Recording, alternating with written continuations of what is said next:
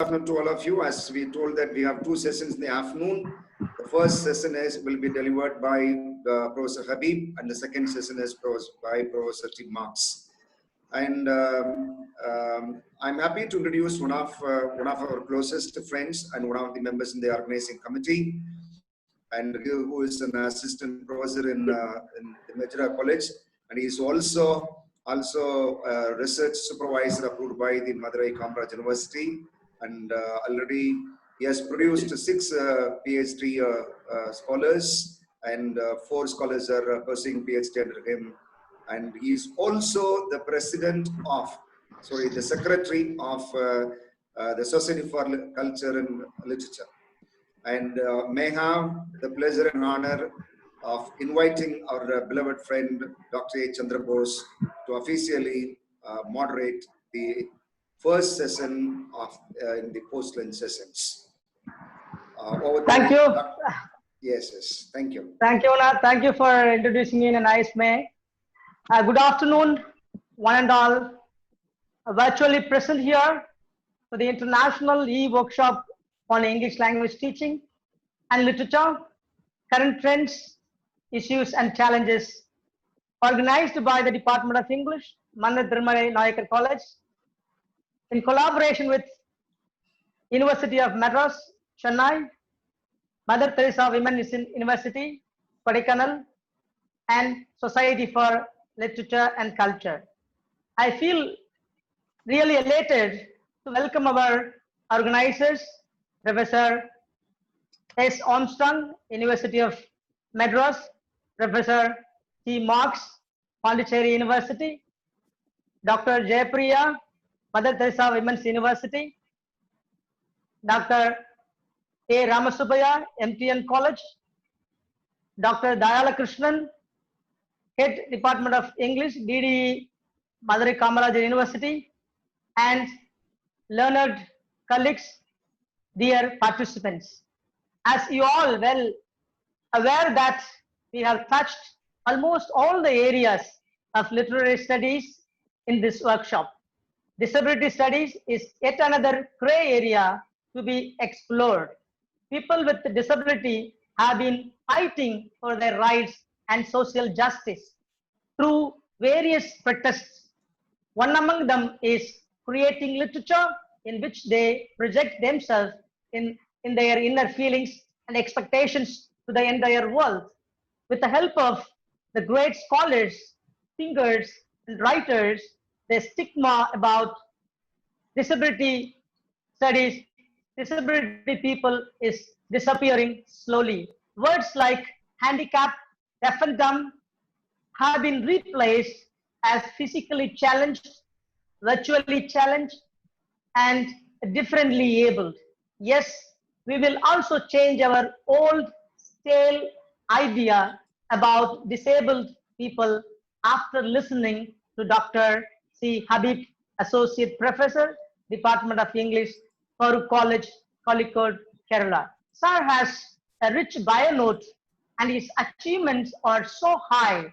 His entire life is dedicated to the upliftment of disability people.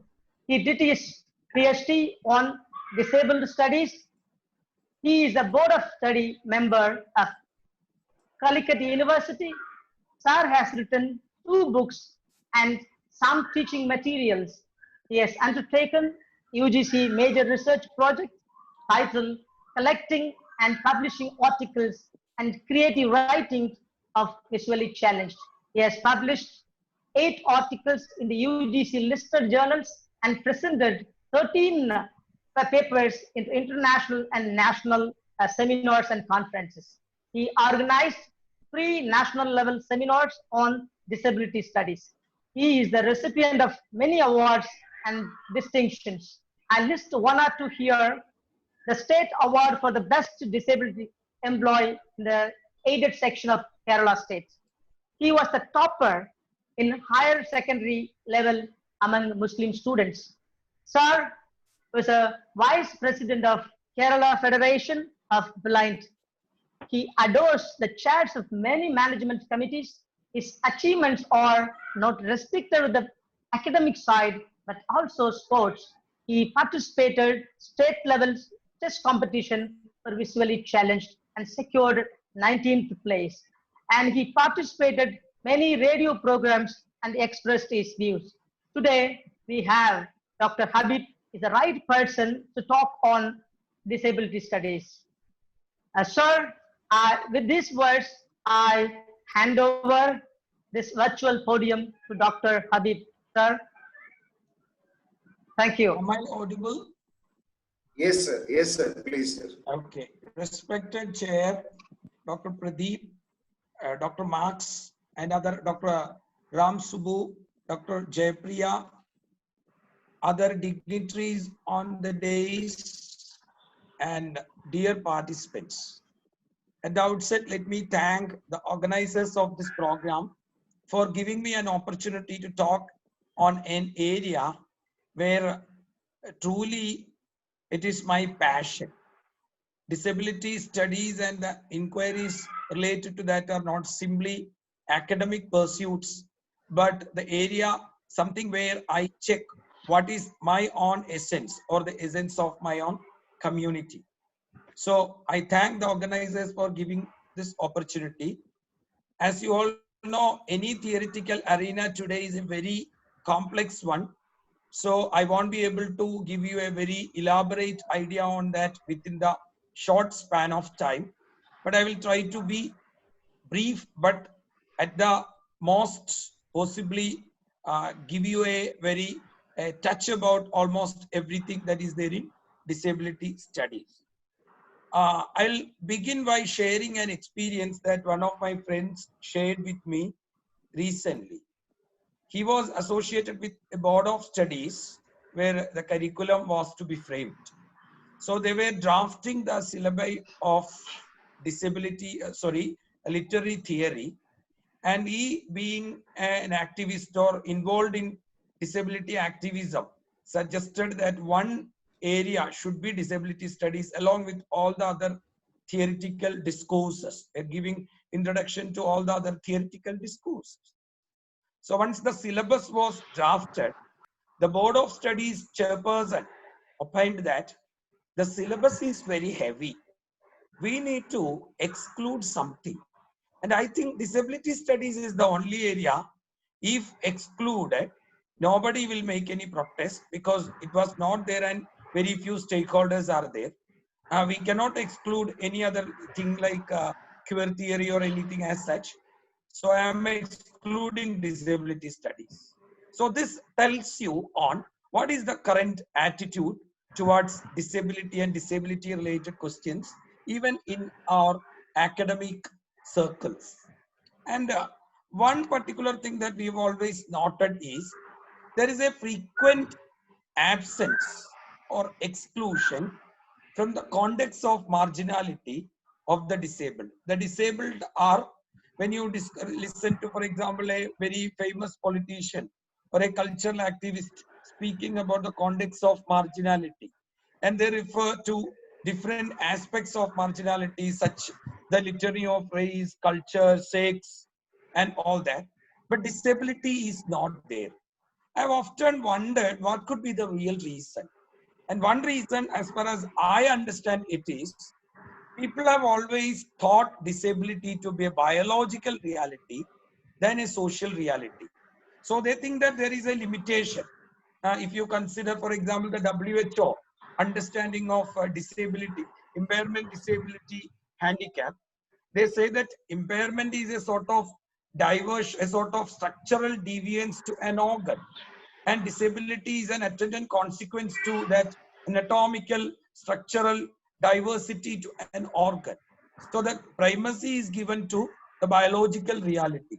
Whereas today, after UNCRPD, United Nations Convention on the Rights of Persons with Disabilities, and the subsequent theoretical perspectives in disability studies, we understand that the question of disability is not simply biological, but it is actually social. Because in, for example, UNCRPD, it is said that the disability is only a kind of human diversity, and the difference and autonomy of the candidate should be sanctioned, that should be legitimately respected. So it is not your biological defect, it is not rather which is important, but it is the society structure.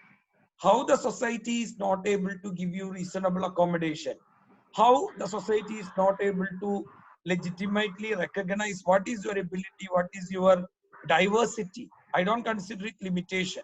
It's a diversity. People can do things in a different way as well. So it's a social construct. Very often the concept of disability is culturally imagined, and as a result of that, the society imposes many things on that. So they give them only that space. R.W. Roth in his book, Handicap as a Social Construct observes, although there is clearly a biological difference between the disabled and able-bodied, this is not the decisive difference between the two groups. This is not the decisive difference between the two groups. Handicap is a social construct. There is a biological substratum, but what means to be handicapped to others and to oneself is overwhelmingly social and decisively political.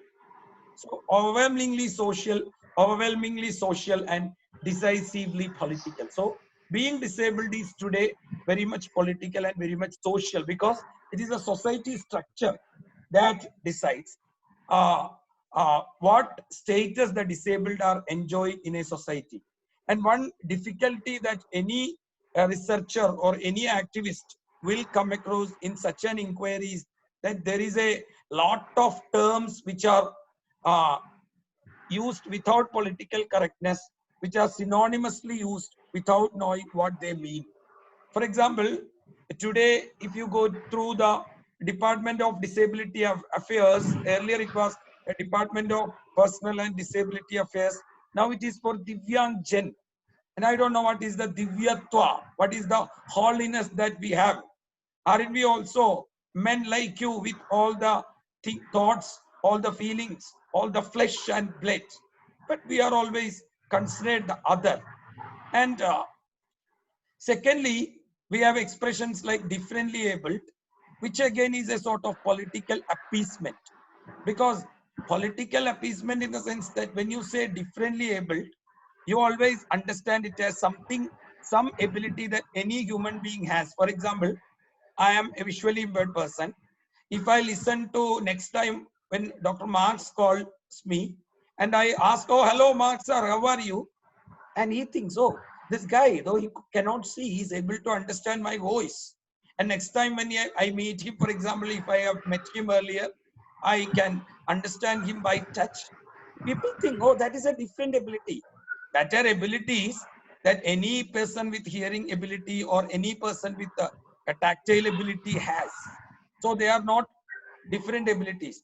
Provided you use the scope of different ability as a terminological prevalence, the only possibility is that it is only referring to a different strategy that a person with bodily diversity is using in order to accomplish a task which is easily done by a able-bodied candidate. For example, I am opening this watch and telling you, touching the watch, this is 2:45. That is a different ability. This is braille script I am reading.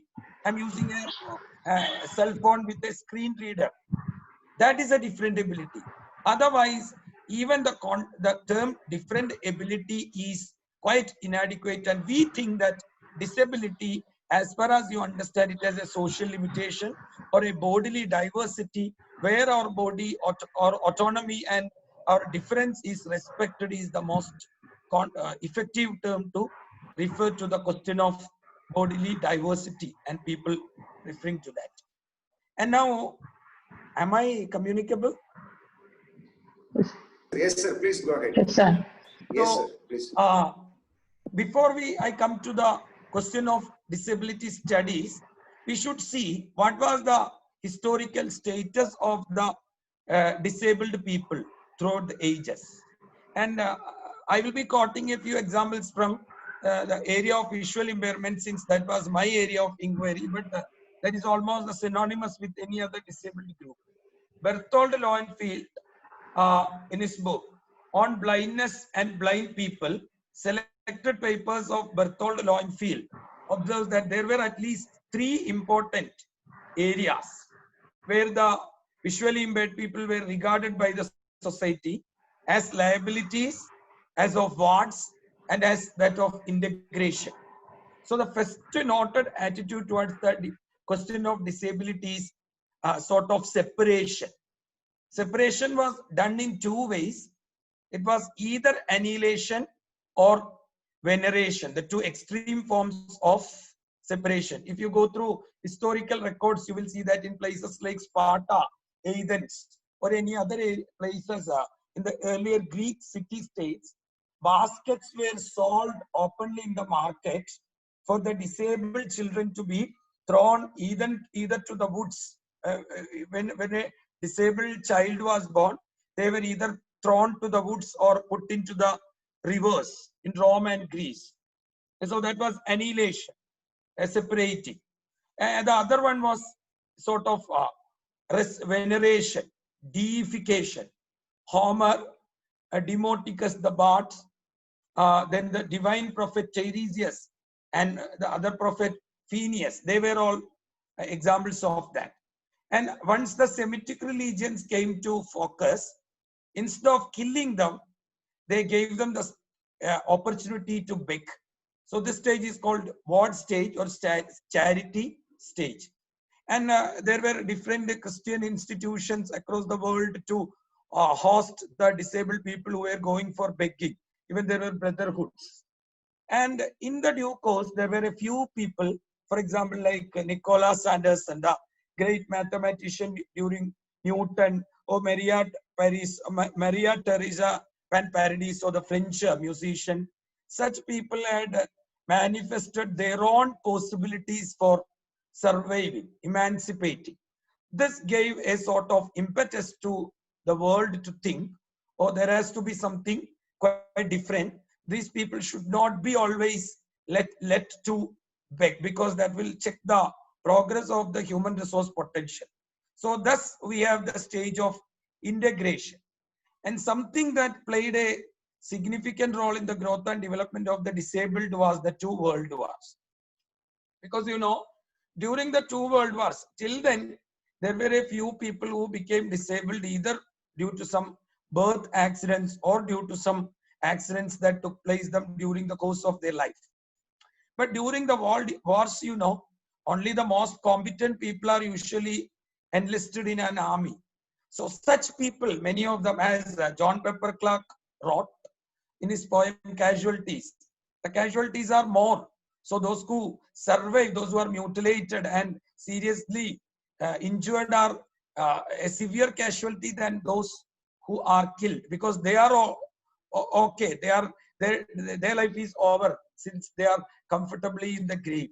So these people became a big liability to the world, to the developed states soon after the world wars, because the nations had greater commitments to them because they fought for their nations.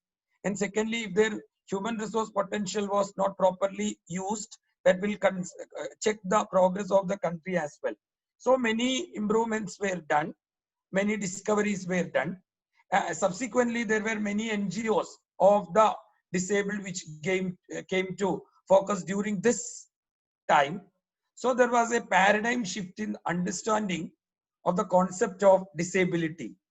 So now we have the International Year of Disabled was there, International Decade for the Disabled was there, a different acts like PWD Act and all that was there, and UNCRPD, United Nations Convention on the Rights of Persons with Disabilities, came to focus. And along with that, if the disabled were lagging behind in shaping a theoretical discourse in the beginning, by the mid-1990s, that also has come to a reality. So it was with the publication of the first edition of Disability Studies Reader by Leonard J. Davis in 1996, which is published by Routledge, And the second edition subsequently by him in 2006, that disability studies became an established discipline. And now across the globe, people are pursuing disability studies, though it has not yet acquired the degree of currency that mandates in parts like us. Still, it is gaining momentum in at least in the developed regions. And Davis writes, when I wrote the introduction to the disability studies reader about 9 years ago, this is written in the 2006 edition, Normality, Power and Culture. That is the introduction to the disability studies reader, second edition. He writes, when I wrote the introduction to the disability studies reader about 9 years ago, I was announcing the appearance of a new field of study. I duly noted that it has been virtually impossible to have a person teaching about disability within humanities. But just because disability studies is on the map does not mean that it is easy to find. We should not downplay the fact that disabilities are still forgotten when the litany of race, class, gender, sexuality, and orientation and so on are articulated. So there are two waves in disability studies. The first wave was in since 1996 to 2006, when the basic concepts were introduced, and simply like the feminine or feminist stage or the adopt or adapt stage. And in the second stage is since 2006, where the theory is strongly enforced and constructed and established, just like the female stage or adapt stage. So Davis writes, disability studies is a field of study whose time has come. And he writes, he presents his justification why there has to be a genre like disability studies. He writes, for centuries, people with disabilities have been an oppressed and repressed group. People with disabilities have been isolated, incarcerated, observed, written about, operated on, instructed, implanted, regulated, treated, institutionalized, and controlled to a degree probably unequal to that experienced by any other minority group. They were dealt with in such a way that no other group was forced to be through such marginalizations, atrocities, and dehumanizations. That is what he writes. So the disability studies is an exciting field of inquiry because it is both an academic field of inquiry and an area of political activity. Habeeb sir. Yes? Habeeb sir, sorry to interrupt. Please keep your camera focusing you. Okay. Is it correct now? Yeah, now you are visible. Go ahead. Okay. So it is, am I okay now? Yeah, you are audible and visible, please. Okay. So it is both a field of academic inquiry and a sort of political activity. To me, for example, I'm introduced as the Vice President of Kerala Federation of the Blind. It is not simply a political, it is not simply an academic theoretical discourse, but it's a political activity because we are defining ourselves. And it is disability studies from a theoretical point of view emerged more as an extension of cultural studies. And the challenging task is to construct a new system of knowledge, a new epistemological category against an already constructed, established and enforced perspective. Because there are certain ideas which are deeply culturally rooted. I will tell you one example. From time immemorial, it is believed that visual impairment is darkness. If you go through any paradigm of representation, any sort of understanding, writing, literary record about visual impairment environment, you will see that it's darkness. Actually, it is not darkness at all. It is something between darkness and light. We do not feel that we are all in darkness. Actually, I have to tell you much about the political context of how it emerged and all that, but since due to lack of time, I am not doing that. But understand that even if you lose your sight in the course of your life, once you become adopted to that, once you become familiar with the darkness, that darkness is not darkness anymore. Such established, imposed constructs, which primarily come out of the cultural imagination of the society, are there. So, such things are to be challenged by producing counter narratives, counter ideologies. So, that is a big challenge. Then again, another important factor in disability studies is the experience. It's a key factor, because one reason why the able-bodied people usually imagine the land of disability or impairment and construct them is because the disabled people were not articulating what their real experiences are. So that was a big vacuum. But we are obviously seeing the other side of it now. And so a key factor in disability studies is experience of disability studies. So since how experience is important in disability studies, experience of the disabled. Habeeb sir. Habeeb sir, sorry to interrupt you. Sir, Habeeb sir. Habeeb sir, please unmute your mic. Habeeb sir cannot hear us, I think, sir. Habeeb sir, can you hear us? Habeeb Susan sir. Sondag, Semi Linden, Shelley Treman, Tom Shakespeare, David Mitchell and Sharon Snyder, Rosemary Garland Thompson, Bradley Lois, and many others, because I have quoted only a very few people who are referred to in the disability studies reader. So disability studies as an academic discourse tries to voice the concerns, traumas, anxieties, handicaps, and stereotypic attitudes that really pose questions on the very existence of the community. And one area of disability studies which should be given focus is cultural disability studies. I told you that it is closely related to cultural studies. The key point about cultural disability studies is it seeks to contribute to our understanding of disability and its role in wider culture, as well as to our understanding of the particular cultural form or artifact under consideration. So how disability is not actually a social reality, or disability is not a political reality, a physical reality. It is a cultural reality. Everything is culturally constructed. So as an approach, cultural disability study shows how how the cultural mode of disability provides an opportunity to reimagine the land of impairment and its attendant social context.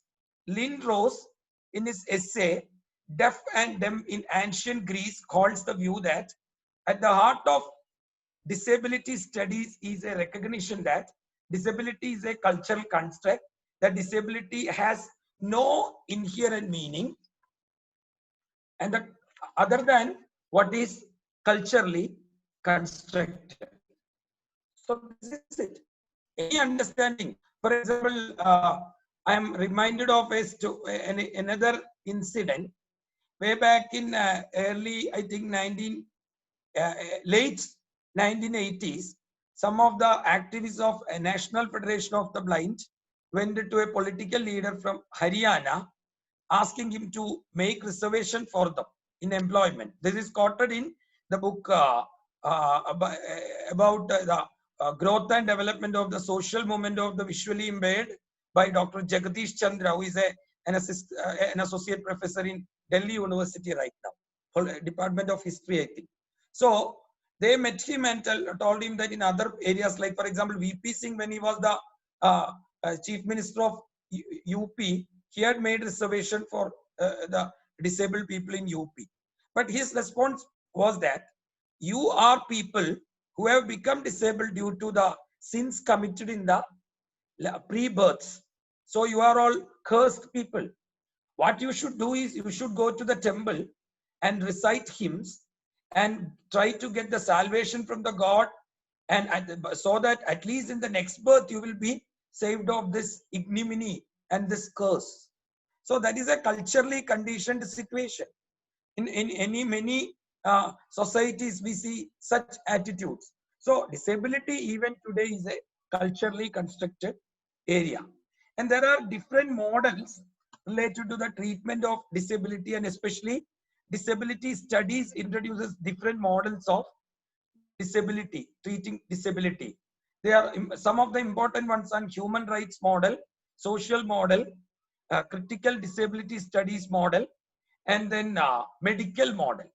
One of the immediate facilitation of the post-war era was the medical model of disability, which is nearly an undiscerning model which views disability as an intrinsic biomedical factor that lies within an individual, which is to be managed or diminished by medical advancement. Today you have what is called medical humanities. So that is the issue. Treating everything medically, which is of course an extension of treating disability as something biological.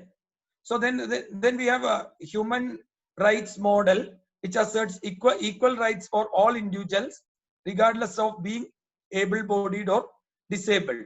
The social model of disability distinguishes from the term distinguishes between the terms impairment and disability, and impairment is deterioration and in individuals intellect or physique, but disability is a social construction of restricting, degrading or oppressing a group of individuals who deviate from the norms created by the society.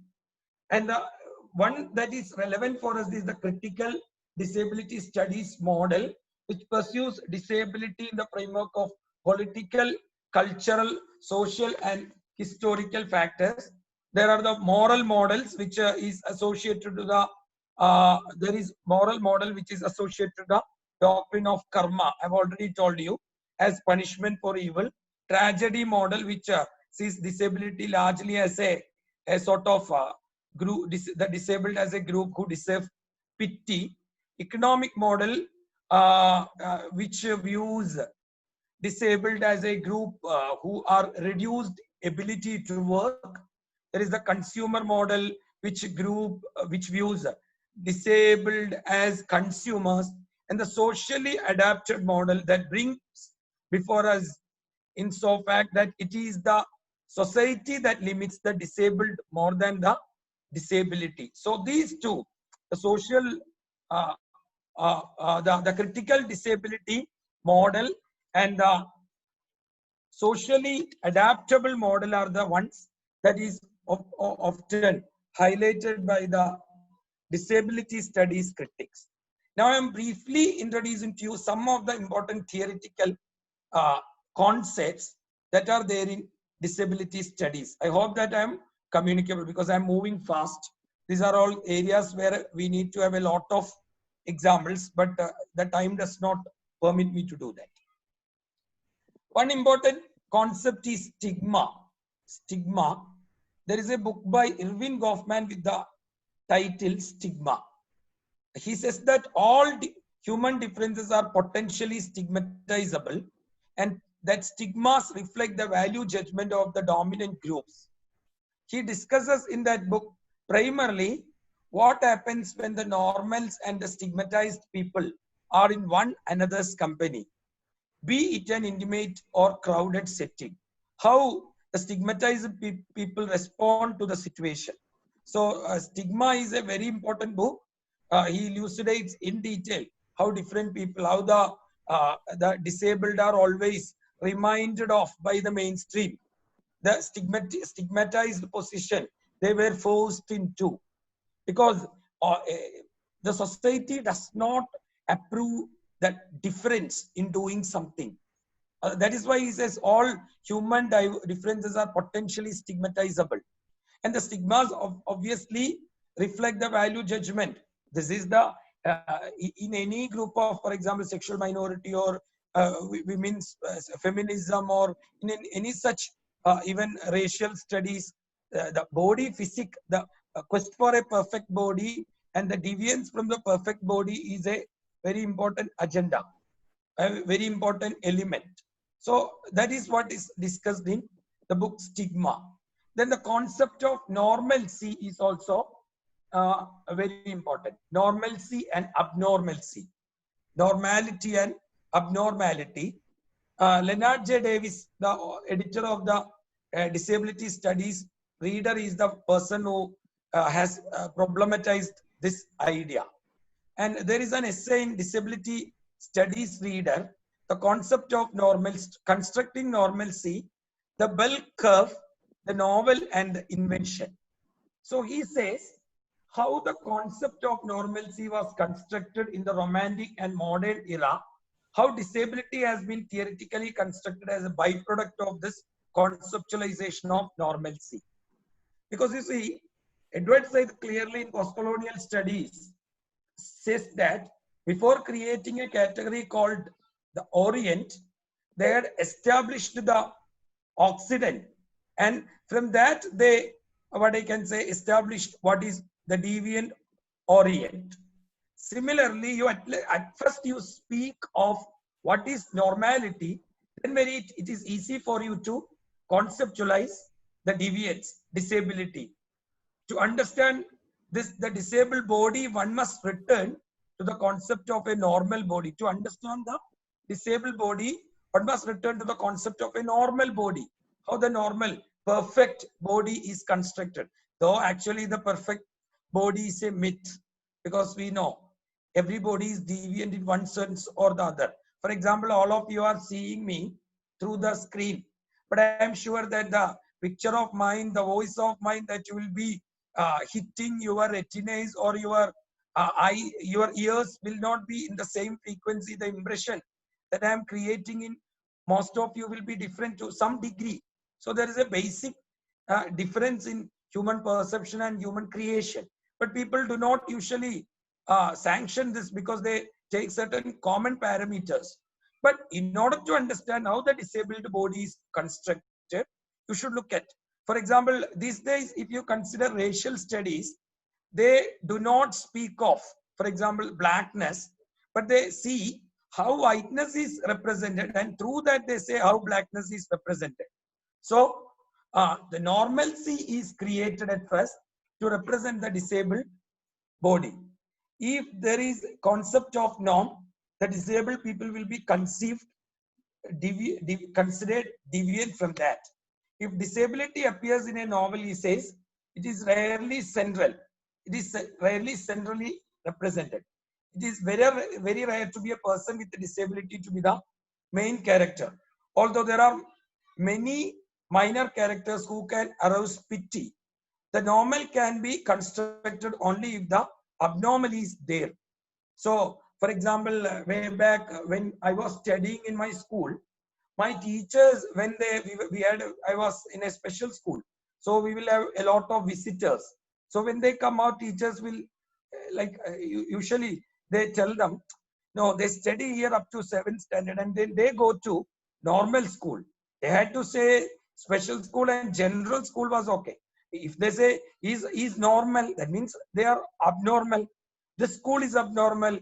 That is the meaning. So normalcy is a very important idea. This element of normality is there in most of our legal, political, cultural understandings. Then again, there is another term, normate. Normate refers to the veiled subject position of cultural self.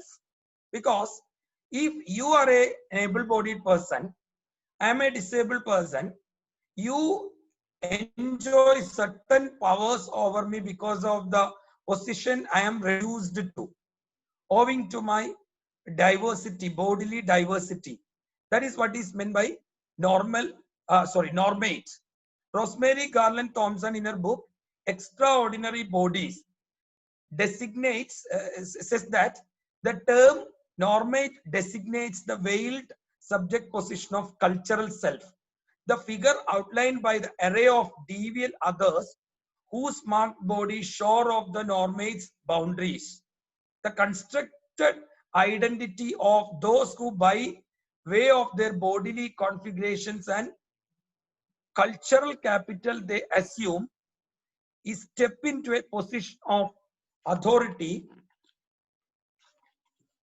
and wield the power it grants to them. So when I interact with you in a cultural context, there is a sort of authority that you enjoy because of the supremacy that you enjoy because of your bodily supremacy. I'll tell you one example. You consider me as a teacher. You are also there. Next time when you refer to me as that blind Habeeb or that blind teacher, you simply strip me of all the individual specificities that I have, my intellectual ability, my specific idiosyncrasies or teaching methodology, everything. You simply reduce me to that blind man of whom you have certain already established notions. And David Bolt, in a book entitled The Meta-Narrative About Blindness, a reading of the 20th century Anglophone writing, says that there is a nominal displacement and normate reductionism. So that is normate, which is not like normal, but normate means because of your bodily supremacy, you are normate and you have a power over the others because of your bodily supremacy. So you are considered, you consider yourself, you are considered, and you represent yourself as a definitive human being, and the other person is reduced in character because of his bodily difference. Then another understanding very relevant is the theory of social constructionism put forward by Tobin Siebers. There is an essay from social constructionism to the new realism of the body. And he discusses in that how bodies as an image is constructed by the general society. And how this perfect body complicates the existence of the disabled. All bodies, as I told you earlier, are socially constructed, and the social attitudes and institutions determine far greater than biological fact the representation of the body's reality. So it is the social attitudes and institutions which determine what has to be the structure of the body, what has to be the currency, the primacy, the importance given to the body. And it is biopower, which is again a concept put forward by Foucault, that decides how an individual experiences the materiality of his body. There is a biopower imposed on him by the society.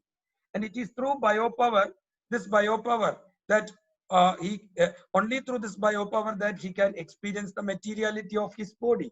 Because if I am frequently reminded that you are a visually impaired, think of that. I will tell you an interesting example.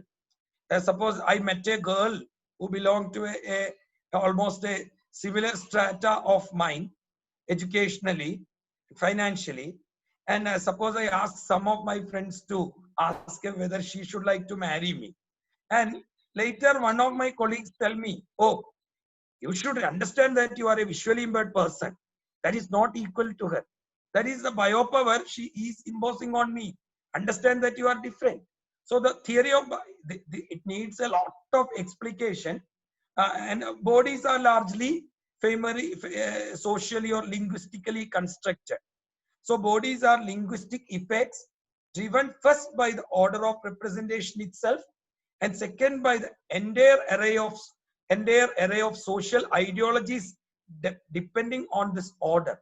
So the order of representation and what ideology facilitates this this representation strategy. So that is also social constructionism is how things are socially constructed is also very important in the concept of disability studies. Now there is a very important book by Sharon Snyder and David Mitchell with the title Narrative Prosthesis. I think many of you might have heard about this book, Narrative Prosthesis. It discusses the different ways by which the authors use disability to create fictional effects. In fact, Most of our authors use disability as a thematic perspective. Of course, there are plenty of books, not because they want to sensitize the public, but because they want to experiment with the fictional landscape, and also they want to create the fictional effect. In a 2009 published novel, Linda Gillard, a Scottish author, the novel is entitled Stargazing. It's about a visually impaired girl, and in 2009, you should understand that people were largely visually impaired people. Even myself was using computer comfortably, internet comfortably, mobile phones comfortably. In such an age, Linda Gillard wrote that, I do not know the experience of the visually impaired. I do not have any relation to the visually impaired. I don't know what they are, but I am simply trying to experiment with their perspective to improve my fictional landscape. And she writes that the perspective of the protagonist in this novel, Stargazing, is largely different, or rather, she does not have a perspective at all because she is visually impaired. You see, visually impaired because there is a statement by Thomas Carroll, one of the earlier researchers, that the depth of the eye, that is EYE, is equal to the depth of I, the self. If you don't have eyes, your self itself is lost. You should ponder over why Oedipus blinded himself because instead of committing suicide, because he considered being visually impaired a state worse than death. Even in Samson Agonistus, you will see such a statement. So the disability pervades literary narratives, first as a stock feature of characterization, and second as an opportunistic metaphorical device. So there is both metaphorical use of disability as a feature of characterization. You consider something like Midnight's Children, for example, or other novels of Rushdie, where disability is easily used with metaphorical implications. So that is all discussed in this book, Narrative Prosthesis.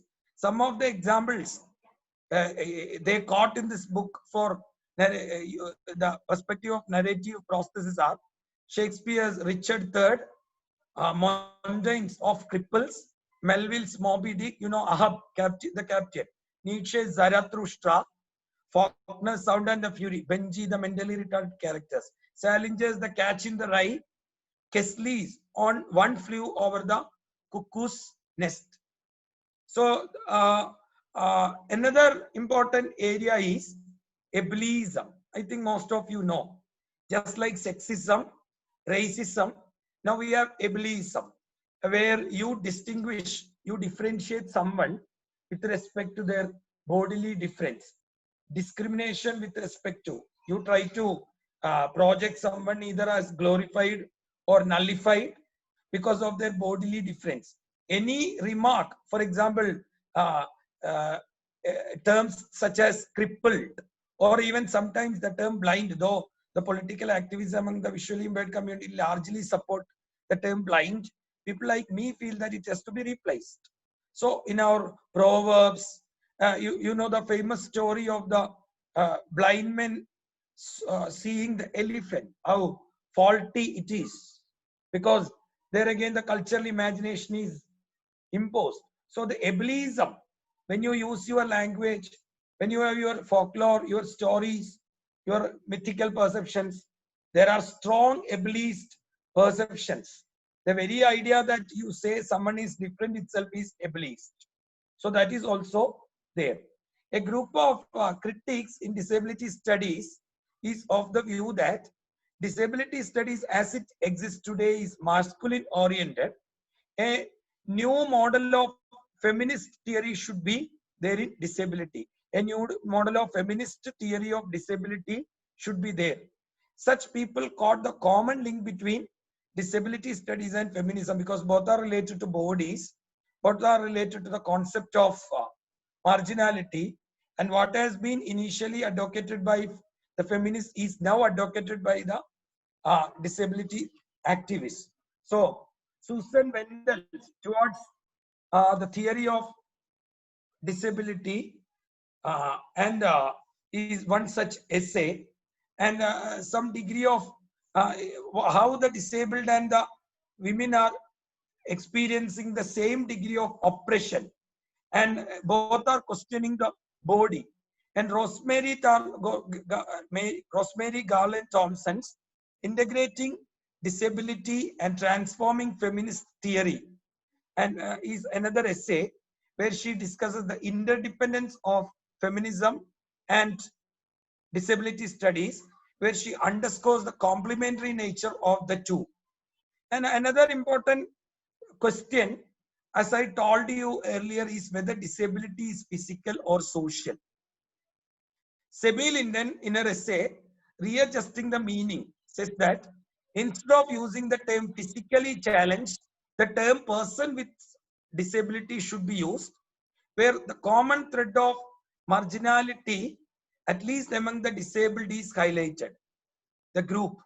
Because when you say the physically challenged, there are a lot of issues, but persons with disability should be the, because the primacy is given to, very often when you say physically challenged, the accentuation is given to the physical part, whereas the individual is important.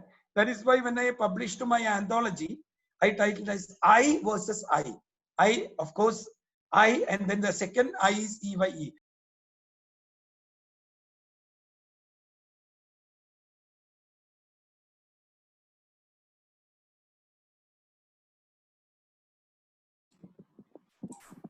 Habeeb sir. Sir, please unmute your mic. Habeeb sir. Professor Habeeb sir, can you unmute your mic? Sir, can you hear us? Autobiographical experiences.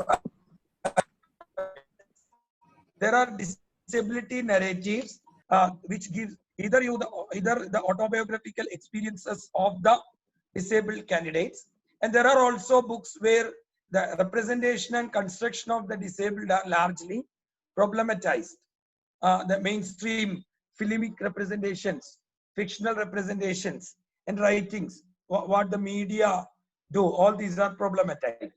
Some of the important books, for example, a theoretical book, an example is on what I can say, the meta-narrative about blindness, a 20th century, a reading of 20th century Anglophone writings by David Bolt is an example for a disability narrative where he theoretically discusses the representation of the disabled. My own thesis, Representation and Construction of the Visually Impaired, was such a project where I tried to discuss how Wilkie Collins, Susan Glasbell, and Linda Gillard discussed the question, represented the question of disability, and by large I was discussing how the society perceived, constructed, and represented the question of disability. Emmanuel Leboritz, who is a hearing impaired actress from France, her autobiography, The Cry of the Seagull, is a disability narrative with autobiographical implications. On Sight and Insight, A Journey into the World of Blindness, 1997 by John Hull, is another example. He had published this earlier as Touching the Rock. Then The Sight Unseen by Georgina Cleach is another book. There are plenty of it, and if anybody among you have read The Blindness by Soje Saramago, there is a beautiful rewriting, The Sight Sickness by Christine Falls Grassman, which is from a purely disability studies point of view, disability identity point of view, which will again a very interesting experience. And there is an essay by Kenneth Jernigan with the title Is Literature Against Us? So I think these are some of the, if you go through any sort of representation of the disabled in the mainstream, especially someone like marginal visually impaired, you will see that they are either glorified or nullified. They never come across the real essence, the normal human beings. So I think I have covered most of the regions I can within the short span of time. And once more, I thank Max sir and others for giving me this opportunity. There will be many yet unclear areas in my presentation that I will try to solve if I get an opportunity to answer your questions and queries. But do not imagine that I'm a very big theoretical expert in this area. My knowledge is very limited. So once more, let me thank you, and I thank God for not creating any interventions, any technological glitches during my presentation. Thank you.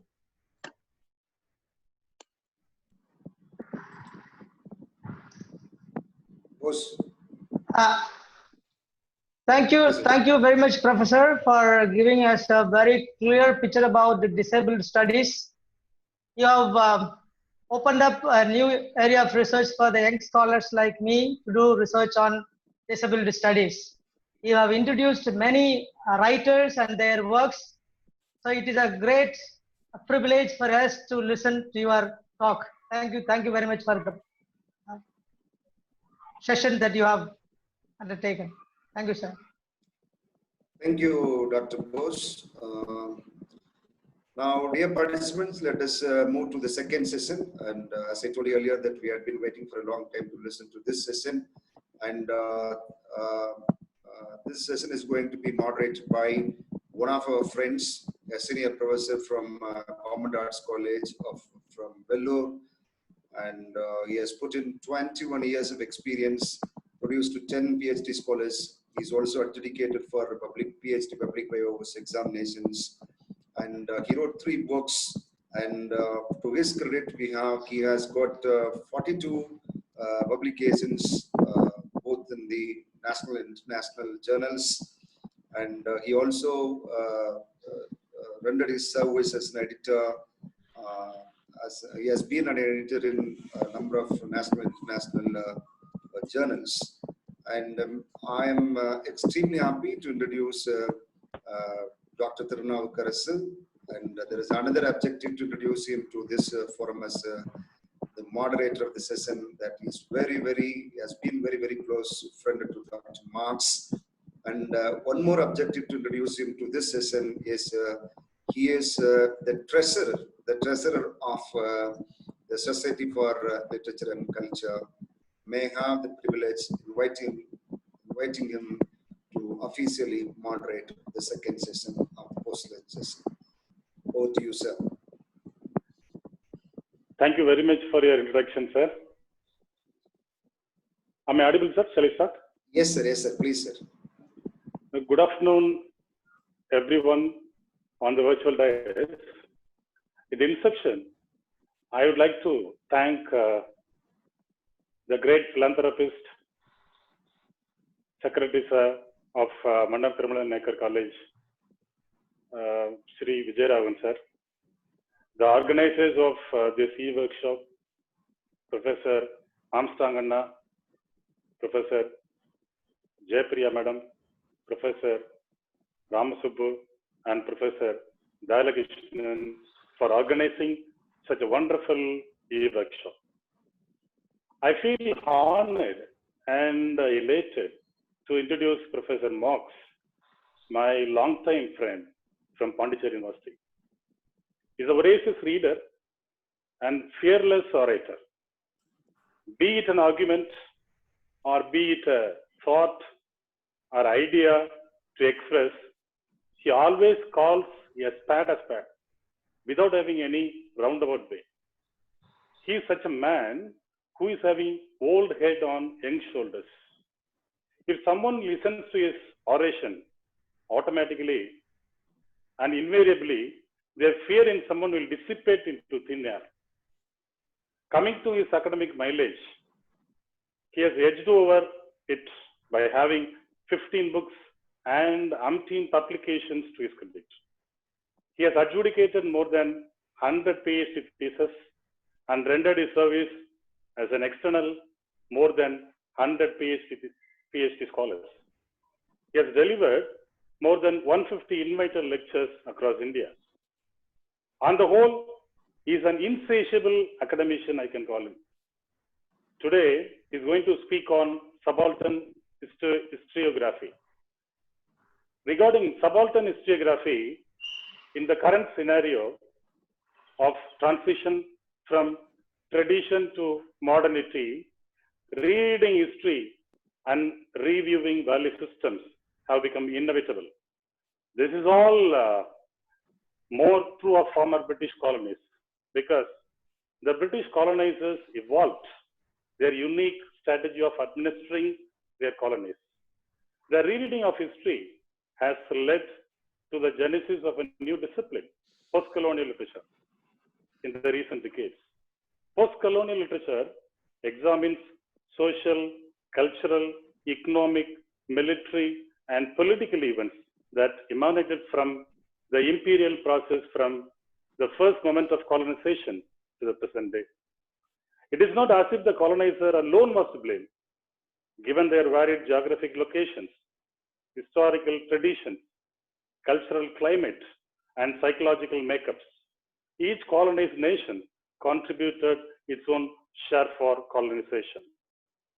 Subaltern literature is one of the key features of post-colonial literature.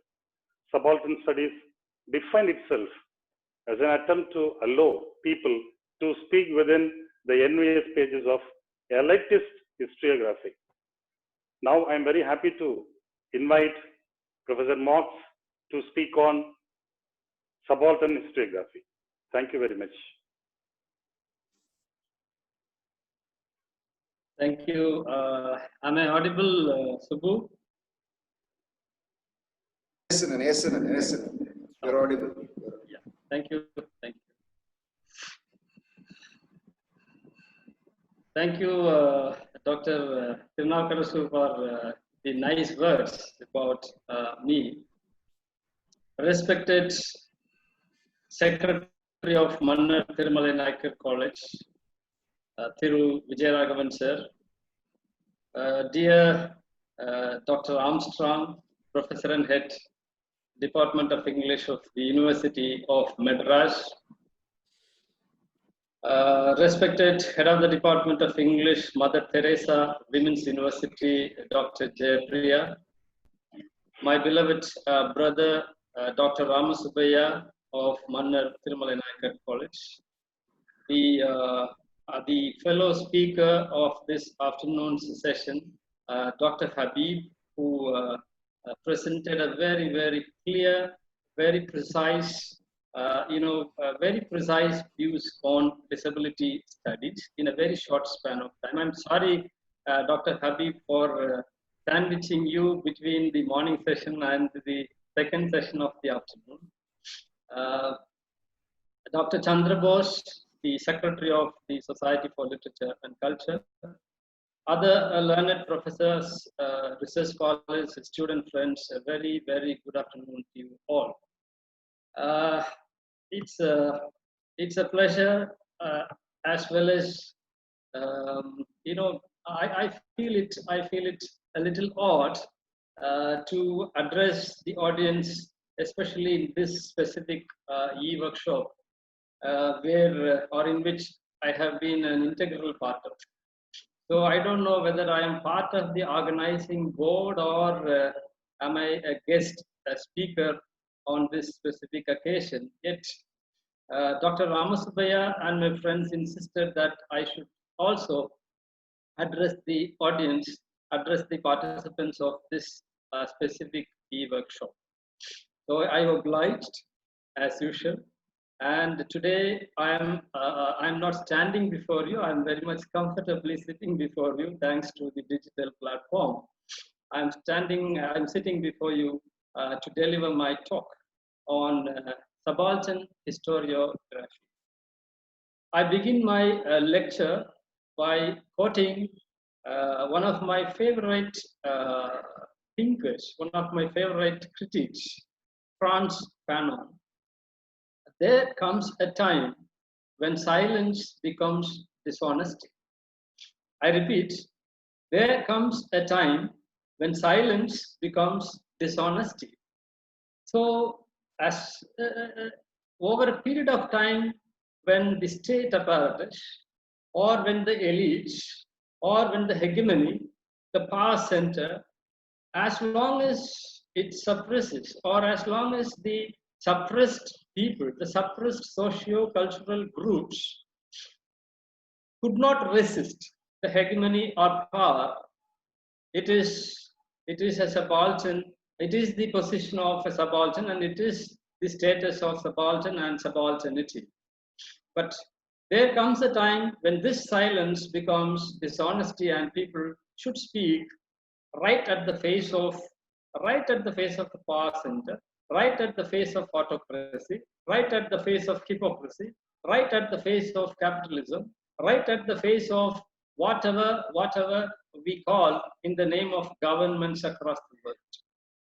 Friends, today I'm going to talk about the most important area, which is also a part of the post-colonial studies, the subaltern historiography.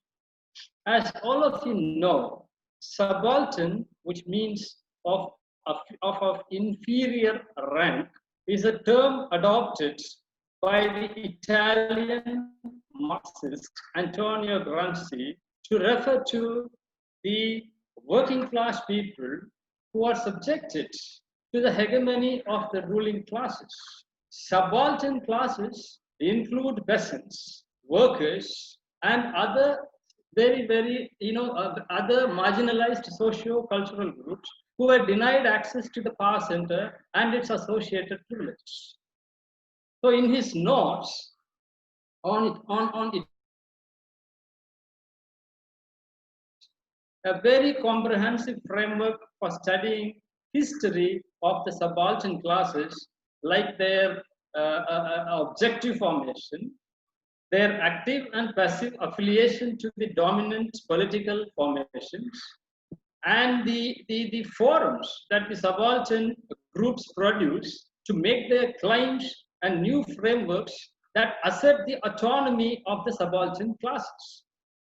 However, I'm not going too deep into the framework developed by Antonio Gramsci in his notes on Italian history.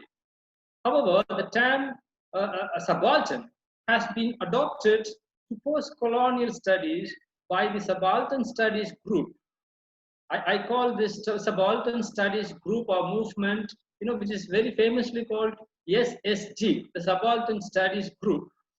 A team of historians, a group of historians led by Ranajit Guha and aided by Shahid Amin, David Arnold, Bata Chatterjee, David Hardiman, Deepesh Chakravarti, and of course Jnanendra Pandey. So subaltern historiography is a cerebral project associated with Ranajit Guha and his intellectual circle. Over a dozen edited volumes of historical scholarship on colonial India, which were published between 1982 and 2004 or 5, proved to be one of the most influential drift in historical thought processes in the last few decades of the 20th century. And it also catapulted the hitherto unexplored orators and neglected voices into textual scholarship. That is the greatness of the series of the edited volumes or subaltern studies movement, the historical scholarship on colonial India. So though the subaltern studies movement or group was primarily associated with the shift from history from above to history from below, it also depended on insights from structuralism, post-structuralism, and of course post-colonial theories. Edward Said endorsed the project. He very much endorsed the project by way of giving a foreword for the Selected Subaltern Studies, a book titled Selected Subaltern Studies, edited by Ranajit Guha and Gayatri Chakravarti Spivak. Gayatri Spivak ventured into a noteworthy dialogue with this specific SSG movement with a critical intervention which is seen mostly as an internal critique of the movement or of the movement from within. So Homi Bhabha was also indirectly negotiating with the movement by trying to restate his thesis that the colonist's text contains a native voice and hence it is hybrid. So wherever there is hybridity in the colonial text, or in the colonist text, there is a voice, there is a hidden voice of the natives. So to trace the historical evolution of subaltern studies, one needs to go back to the school of new comparative literary studies. So when in the new comparative literature studies schools, when in the departments of new comparative literatures, when scholars who are comparing two different texts across Europe, picked up, from nations within Europe, what they were doing, was they were trying to search for the universals. They were trying to search for the universals, the similarities between two different texts, but at the same time bulldozing all the differences between the texts taken for comparison. This is an important point which I want to put forth. So the scholars of the new comparative school, the comparative literature departments, they picked up two different texts from within Europe, not outside Europe, and they were trying to unify both the texts by searching for the universals, and hence reaching a conclusion that these two texts do have a common thread to link two different cultures, two different nations, and hence Europe is one. So when T.S. Eliot and his fellow writers called, or when they said that humanity is one, and hence literature should be one, or literature is one because humanity is one, that specific term humanity is not an inclusive term, it is an exclusive term. That humanity is nothing but the European Christian humanity, which excludes the Arabs, the Chinese, the Indians, everybody else, the rest of the world. So the non-West was completely omitted from this specific school, which dealt with the text on a comparative level. So with this, when this was the condition, the intervention of the non-Western academics, I call them the third world academicians, working in the Western academia, more specifically, to put it more sharply, three important third world intellectuals or non-Western intellectuals working in the or associated with the Western academia brought in a kind of dichotomy which was very, very visible and apparent. Homi Bhabha, Gayatri Chakravarti Spivak, Edward Said, these three, the intervention of these three intellectuals, right? The third world intellectuals are the non-Western intellectuals who were associated with the Western academia. They highlighted, they emphasized the dichotomy that is very much constructed within the departments of comparative literature. That is the dichotomy, the West versus the rest dichotomy. So the problem with the comparative literary studies, these people trace that there is an Eurocentrism with regard to the selection of the text.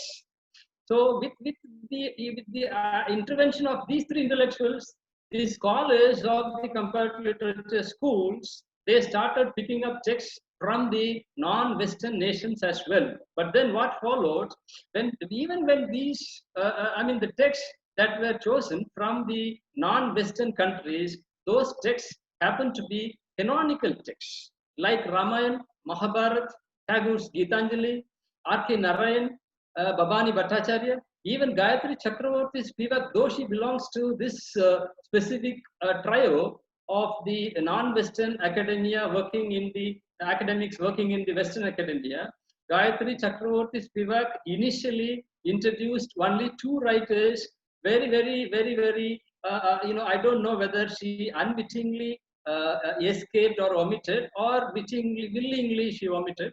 She very much used only two writers. One is R.K. Narayan and the other one is Babani Bhattacharya. So these two writers were introduced to the Western audience by Gayatri Chakravarti Spivak, perhaps initially. And even when the West versus West divide was trying to be dispelled by the new scholars of comparative literature school, again, within the rest, you leave alone the West. Now I'm taking the rest part of it. Even within the rest, there is another West versus West intervention. There is another West versus West dichotomy that is going on very much actively within the component rest. So this specific thing we need to bring in the subalternity, the status of the subaltern or the position of subaltern only here. Though the term subaltern was borrowed from Antonio Gramsci by Ranajit Guha, there is a history attached to this specific movement subaltern studies group.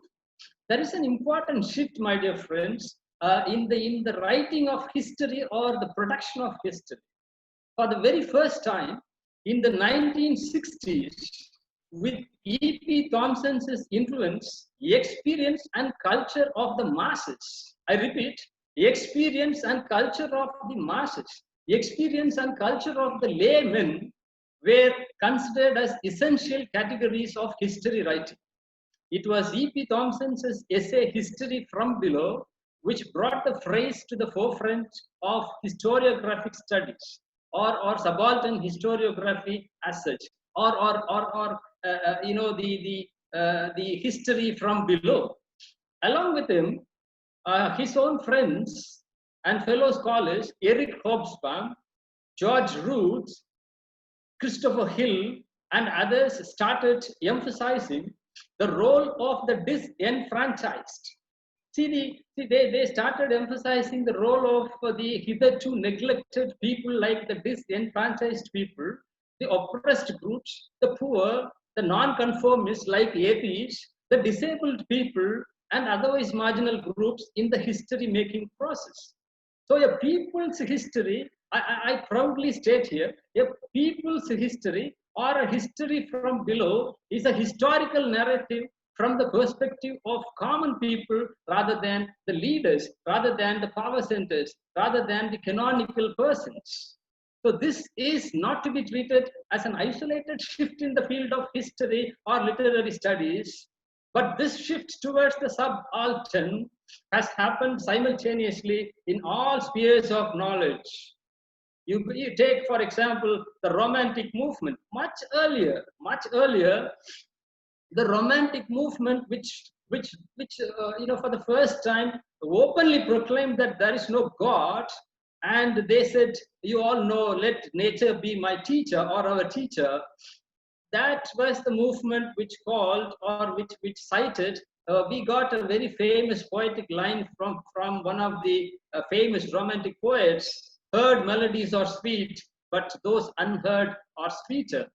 I emphasize on the word unheard, the unheard melodies, the voices that are unheard, the muffled voices, the suppressed voices, voices that have been systematically excluded from the public space, the public memory.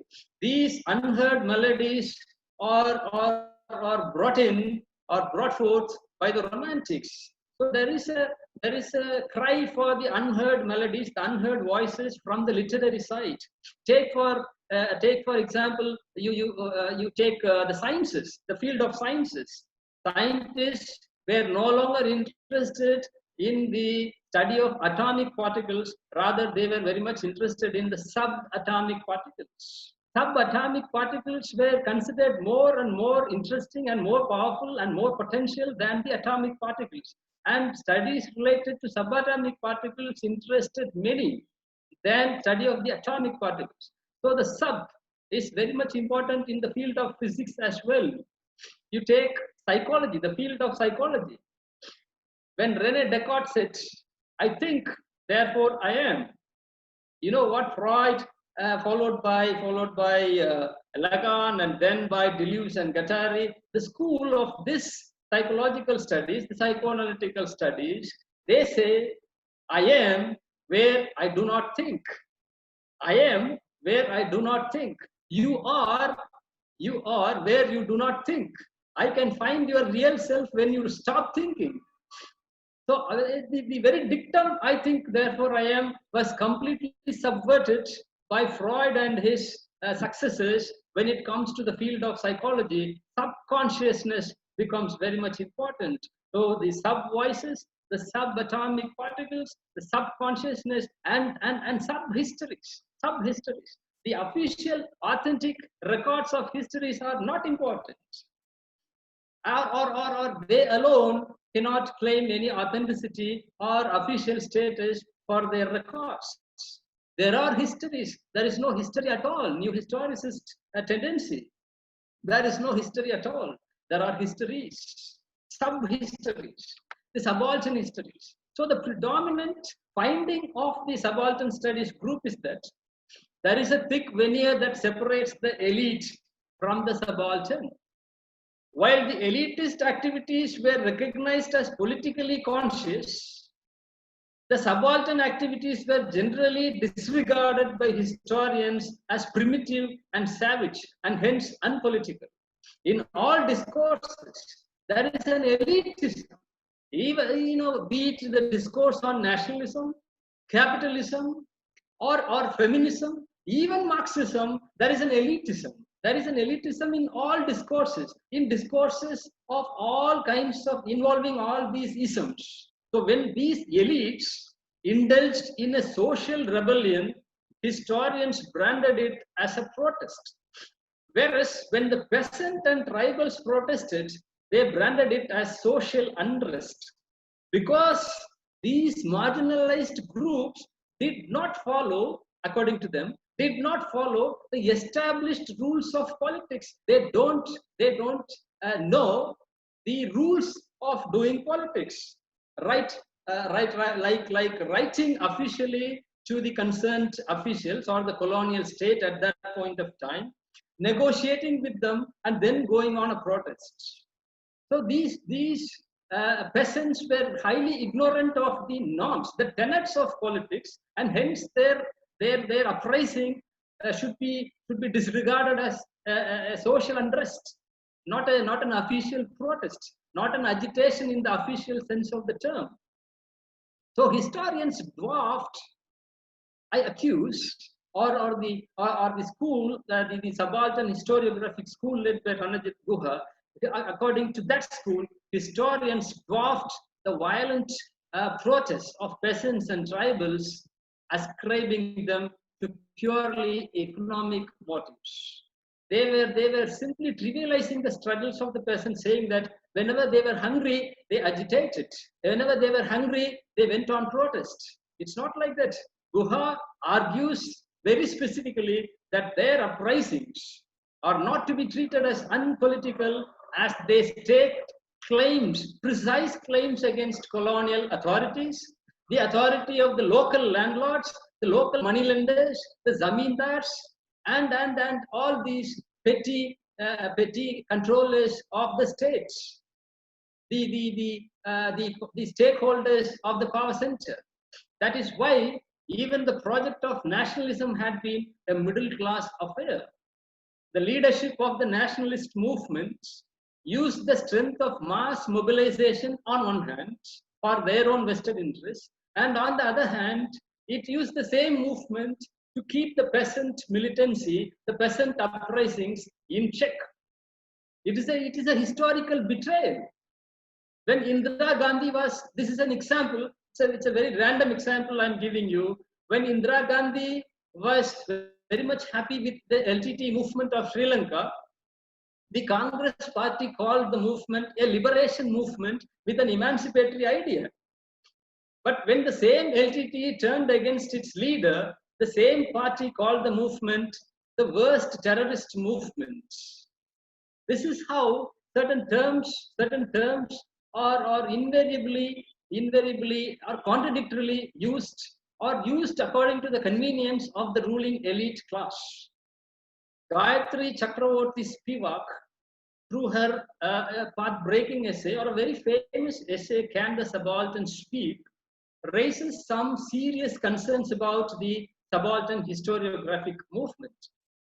First, romanticization of trivial mass uprisings. That is primarily her first point. She argues these historians, I mean the subaltern historians, had assumed that all forms of resistance and popular action had an emancipatory potential.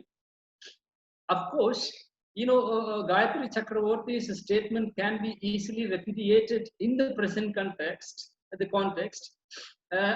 For example, I give you a very, very brief anecdote from the historiography or a small historical anecdote from South India. In a place called Tanjore in Tamil Nadu, a Brahmin girl by name Gokila was married to a boy. It was a child marriage at that point of time, and the husband passed away, the boy passed away, and she was about to be thrown to the funeral pyre along with the husband's dead body, which was very much prevalent in those times, what we call the very, very cruel, ruthless custom called sati. So this specific practice was there, and hence when Gokila was about to be thrown to the funeral pyre, a British general called Lord Littleton comes in his horse, picks her up and rescues her and escapes that place. And subsequently, Gokila falls in love with that general, Lord Littleton, and he marries the girl Gokila. And after the passing away of Lord Littleton, it was Gokila who embraced Christianity, thinking or considering it or believing that it is again an emancipatory idea or emancipatory system, and she renamed herself as Sister Clarinda. And you can find a lot of churches named after Sister Clarinda today. Secondly, the historians' attempt to represent subaltern resistance, that itself as an act of discursive power. So this is a very prominent charge against the subaltern historiographers, the subaltern studies scholars by Gayatri Chakravarti Spivak. The subaltern historians assume the right to speak for the oppressed.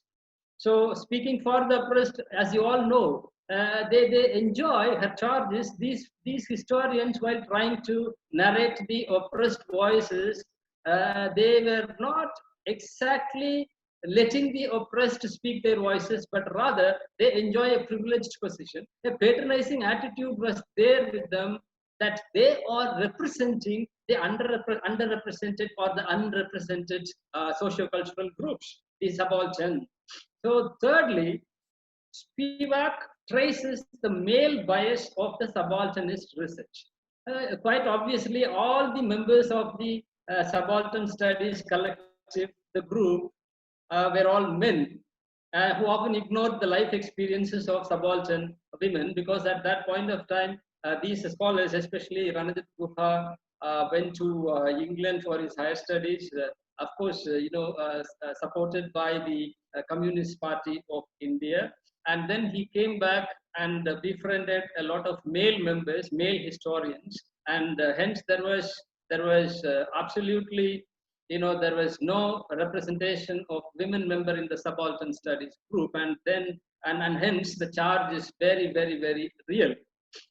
Despite these criticisms against the movement, the subaltern studies movement, the subaltern studies group and historians associated with it increasingly moved towards a new dominant concept, the critique of Eurocentrism in history writing.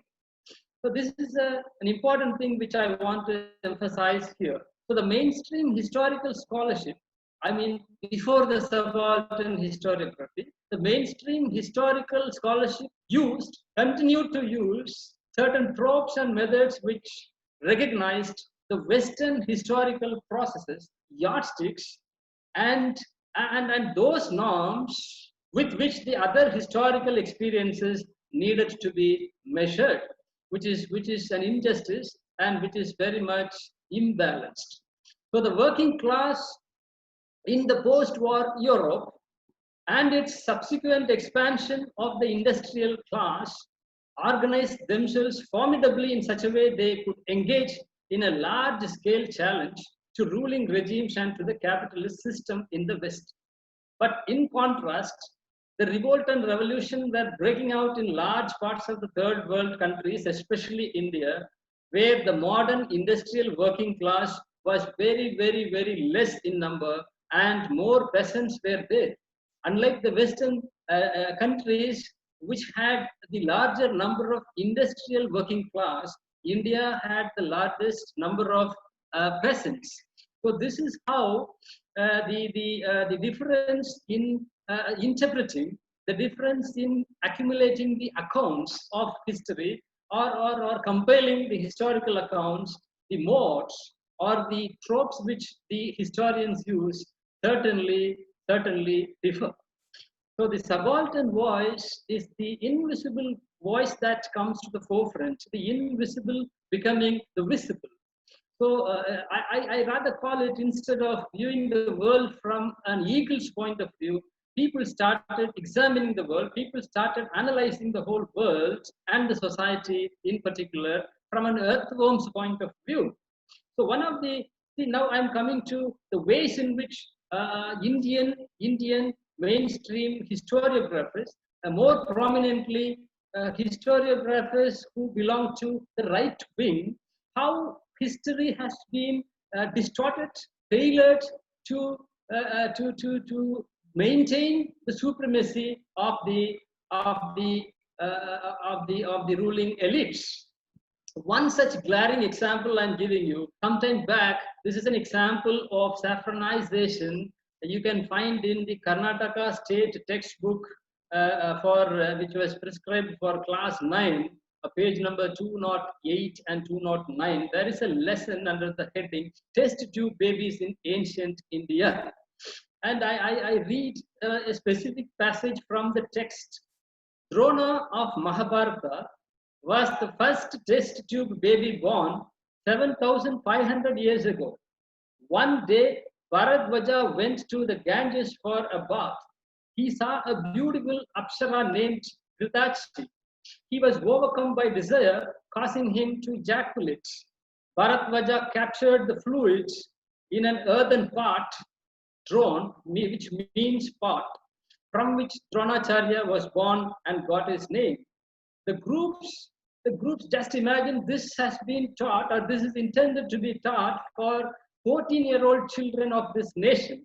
The groups that taught these 14-year-old children this kind of a bizarre version of science, this is a science lesson I'm referring to, indulge in anti-love protests during the Valentine's Day and vehemently oppose sex education, so very radically in the name of culture and religion. One can imagine if this much goes into science textbooks, what will be the condition of social science textbooks? There is a lesson on Uniform Civil Code for class 9. I don't want to get into that specific lesson, the Uniform Civil Code, because I'm running short of time. I need to sum up a lot of other things. I have a question. Indian society, which stratified the labor division, demarcating the intellectual power and the physical labor, how much had it been the cause for several losses? Can you imagine such losses? That is one reason why Periyar very categorically said, minority of people rules the majority of people in the name of God in India. The same thing is reiterated by Karl Marx when he calls, because Karl Marx has written a lot of things about India in the Tribune, and he calls India a fossil form of stagnant society. I repeat, a fossil form of stagnant society, incapable of social change. He says, because you know, the society is not permitting, the society is incapable of any form of social change. So he says it's not the consciousness of men that determines their being, but on the contrary, their social being that determines their consciousness.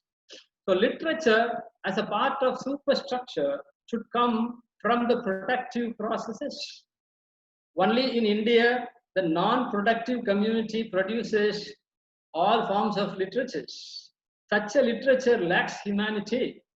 A literature which is anti-production is anti-human as well.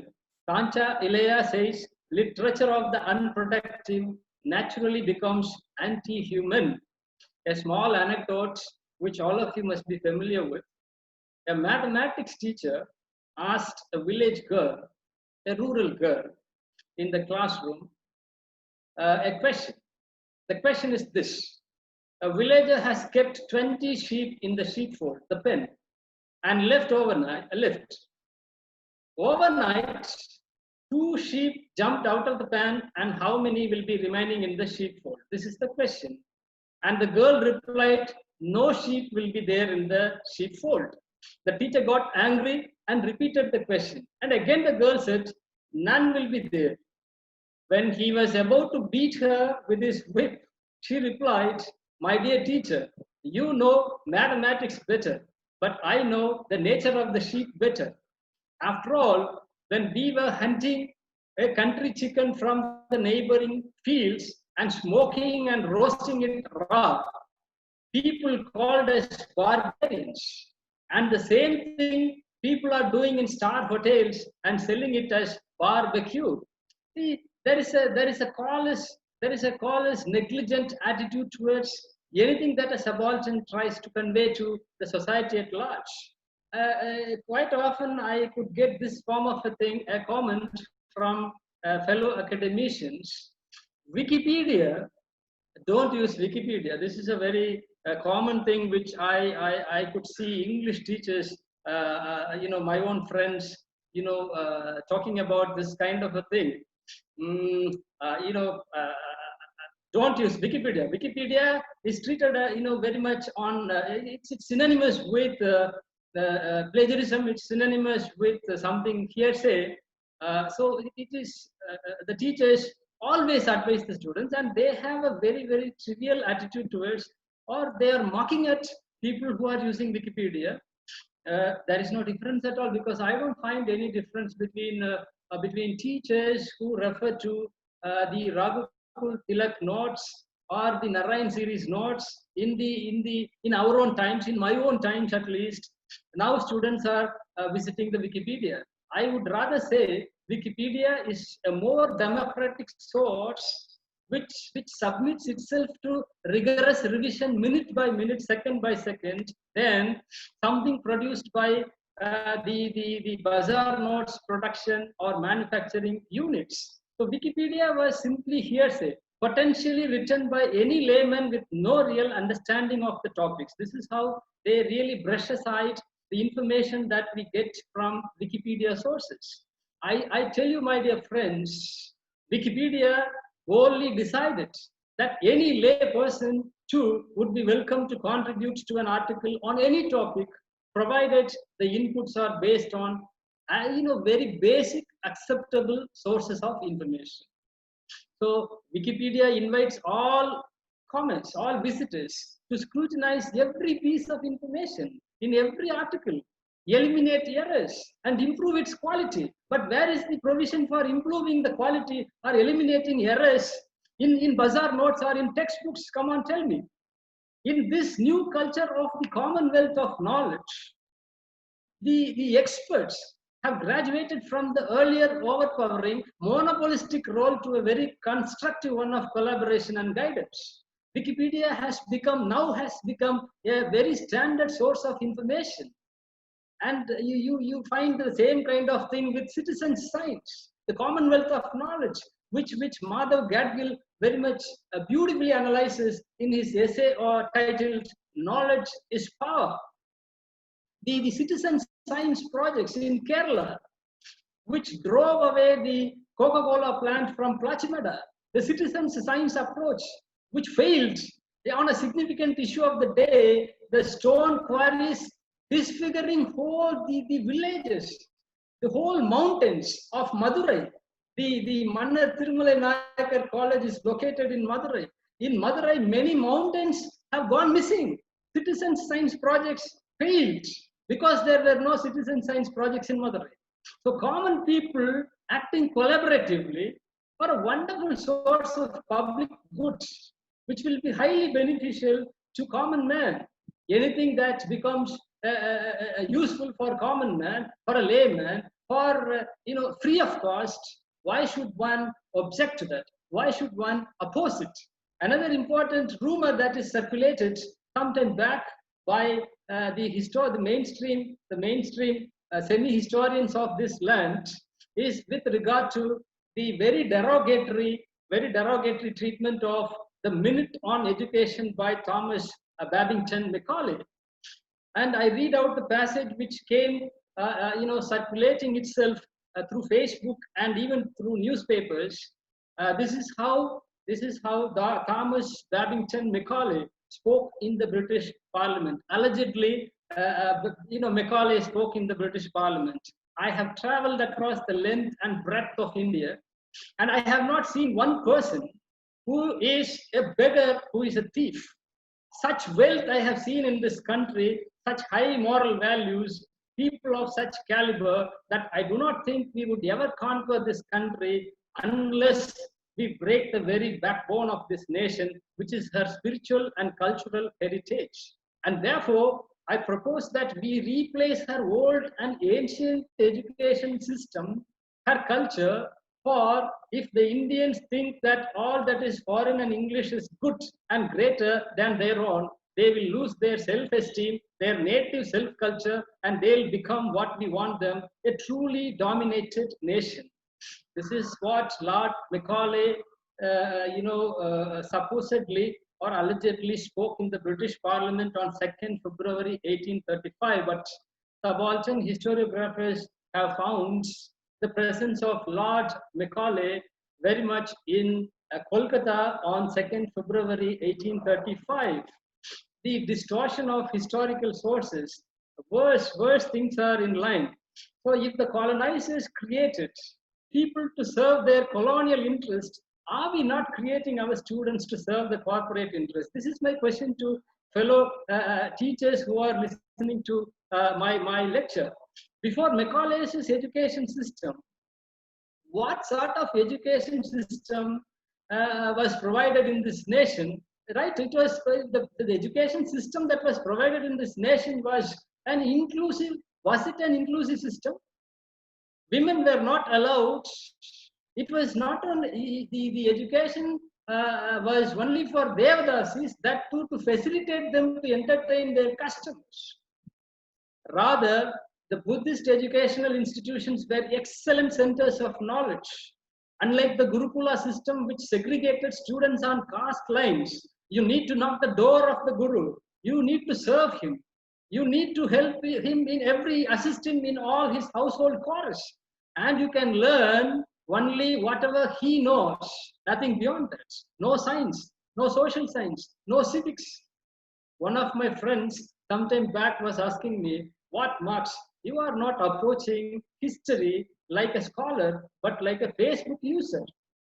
I told him so long a period, people with a lot of ideas, people with a lot of difference of opinions, people with a lot of dissent have been struggling to share their ideas with the larger world, with the society at large, but we're expecting and we're anxiously waiting for the mainstream media to give them a chance to share their ideas. But today, with Facebook, a lot of young men and women are coming forward to exhibit not only their latent talents, their creative acumen, their critical insights, but also their political ideas through Facebook.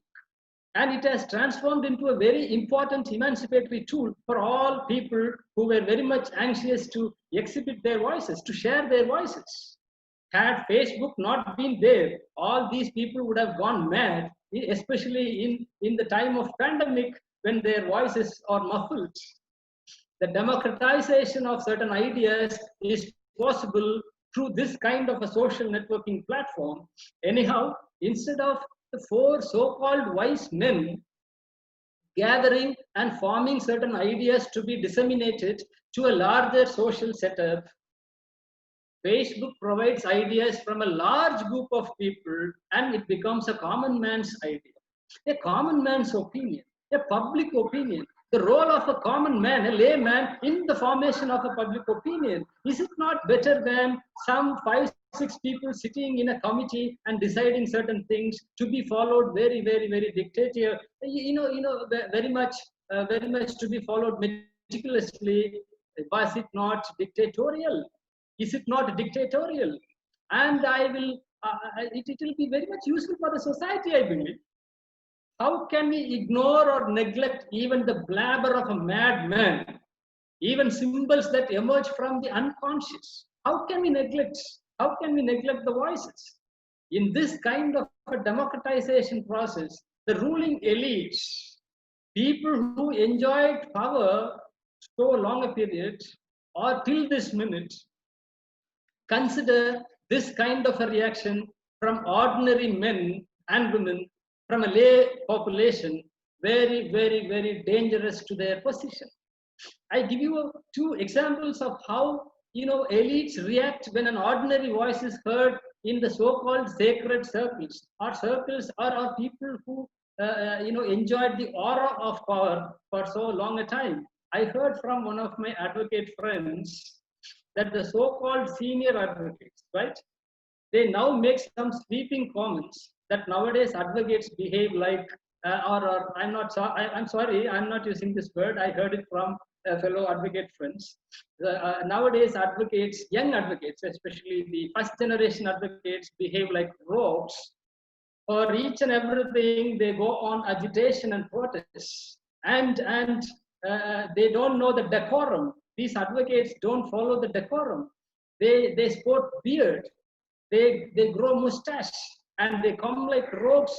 And the problem with these advocates, these people, right, the senior advocates, the so-called elite advocates, or the advocates who enjoyed the judiciary, the power related to that for such a long time, now with the advent of first generation advocates, these advocates who are first generation advocates, they are responding to the genuine problems of the marginalized communities.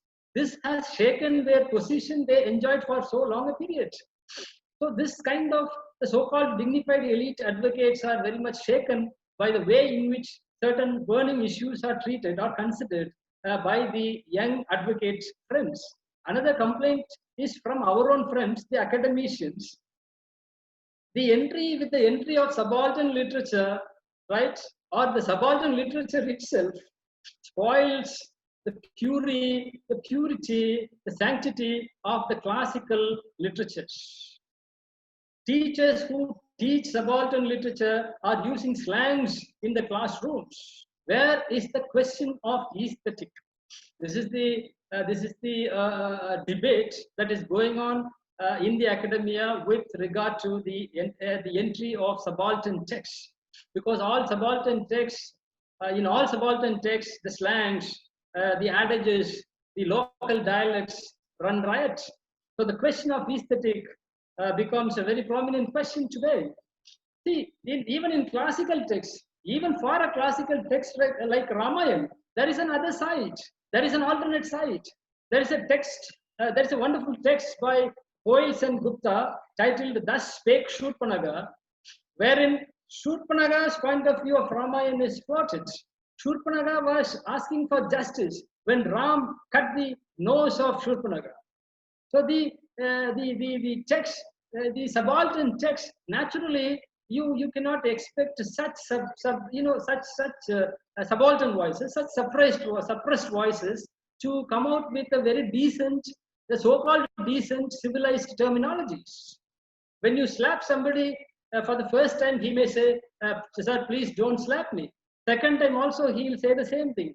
10th time if you slap him, he will come out with a slang only. He will not retaliate gently. He will not retaliate very politely. So the certain texts which were written by the elites in the Indian context should be discussed in this specific platform. My first example is Mulkraj Anand's Untouchable, because people quite often, whenever we regret that there were no texts related to subalternity in the Indian context till the 1970s, people immediately resort to the reference of Mulkraj Anand's Untouchable as a seminal text in the field of subaltern studies.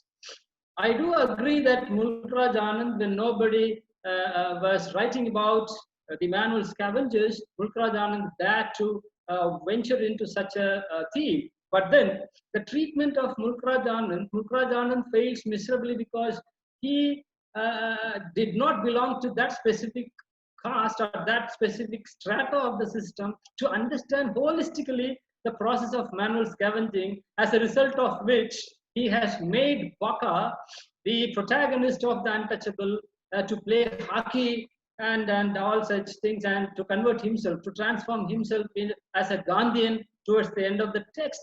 The text's ending is a political ending because Mulkraj Anand visited Gandhi's ashram in the early 1920s in Ahmedabad, and the whole text was completely edited, revised by Mohandas Karamchand Gandhi, and Gandhi was in fact mocking at Baka. He calls Baka as a Bloomsbury intellectual. What, Mr. Anand? Your protagonist looks like a Bloomsbury intellectual. He is, after all, a manual scavenger. Don't allow him to come out with passages after passages of ideals, right? Emancipatory ideals. Edit, cut them all. So the whole text was edited by Gandhi. And we all know how Mohandas Karamchand Gandhi has been catapulted from a saint, sadhu, to the icon of simplicity, the icon of the icon of non-violence in India. It is very ironical that such a man was not properly followed even in his own mother state, where thousands of Muslims were butchered like cattle in broad daylight. Nobody espoused the principle of non-violence of the son of the soil. And the man of simplicity, once Sarojini Naidu was was very much casually commenting about Gandhi's simplicity. Of course, Gandhi was simple, but to maintain that simplicity, the Congress movement and the state had to spend more and more money to maintain that simplicity. I can cite a lot of anecdotes from the life of Gandhi, but here I would like to mention only one as an example. There is a historical anecdote that people take pride in, that he traveled only in third-class trains, coaches. But then I tell you, my dear friends, whenever he traveled in, of course, he traveled in third-class trains. Whenever he traveled in those third-class coaches, the whole coach had only one passenger, that was Mohandas Karamchand Gandhi. That was the level with which his simplicity was maintained in the history textbooks. That is one reason why when a +2 student asked under RTI to the government of India, who called Gandhi as Mahatma Gandhi, the father of nation, the government of India could not respond because it had no records to prove or to say when onwards Gandhi was called as the father of the nation. Who called him so? It is only in the oral histories. So the way in which Mulkraj Anand distorted the very life of Untouchable is a little bit it's a matter of concern, because once you juxtapose Mulkraj Anand's Untouchable with the Untouchable who is represented in the Dalit literary text, I quote Limbale, Sharan Kumar Limbale, how his mother was going after a cattle, right? She was going after a cattle grazing in the fields, right? Like a fellow animal, she was following the cattle, and she was collecting the cow dung. Wherever it goes, she collects the cow dung. Kantamai, she picks the cow dung, such lumps of dung, and on the way home, she puts it in a barrel of water. She segregates the undigested grains of jowar from that cow dung, and she dries it up and prepares gruel, and she feeds her children. That much, the condition, the pitiable, the excruciating plight of the manual scavengers was really missing in Mulkraj Anand, because there was an attempt of romanticization of the manual scavenger in Untouchable, with no offense intended.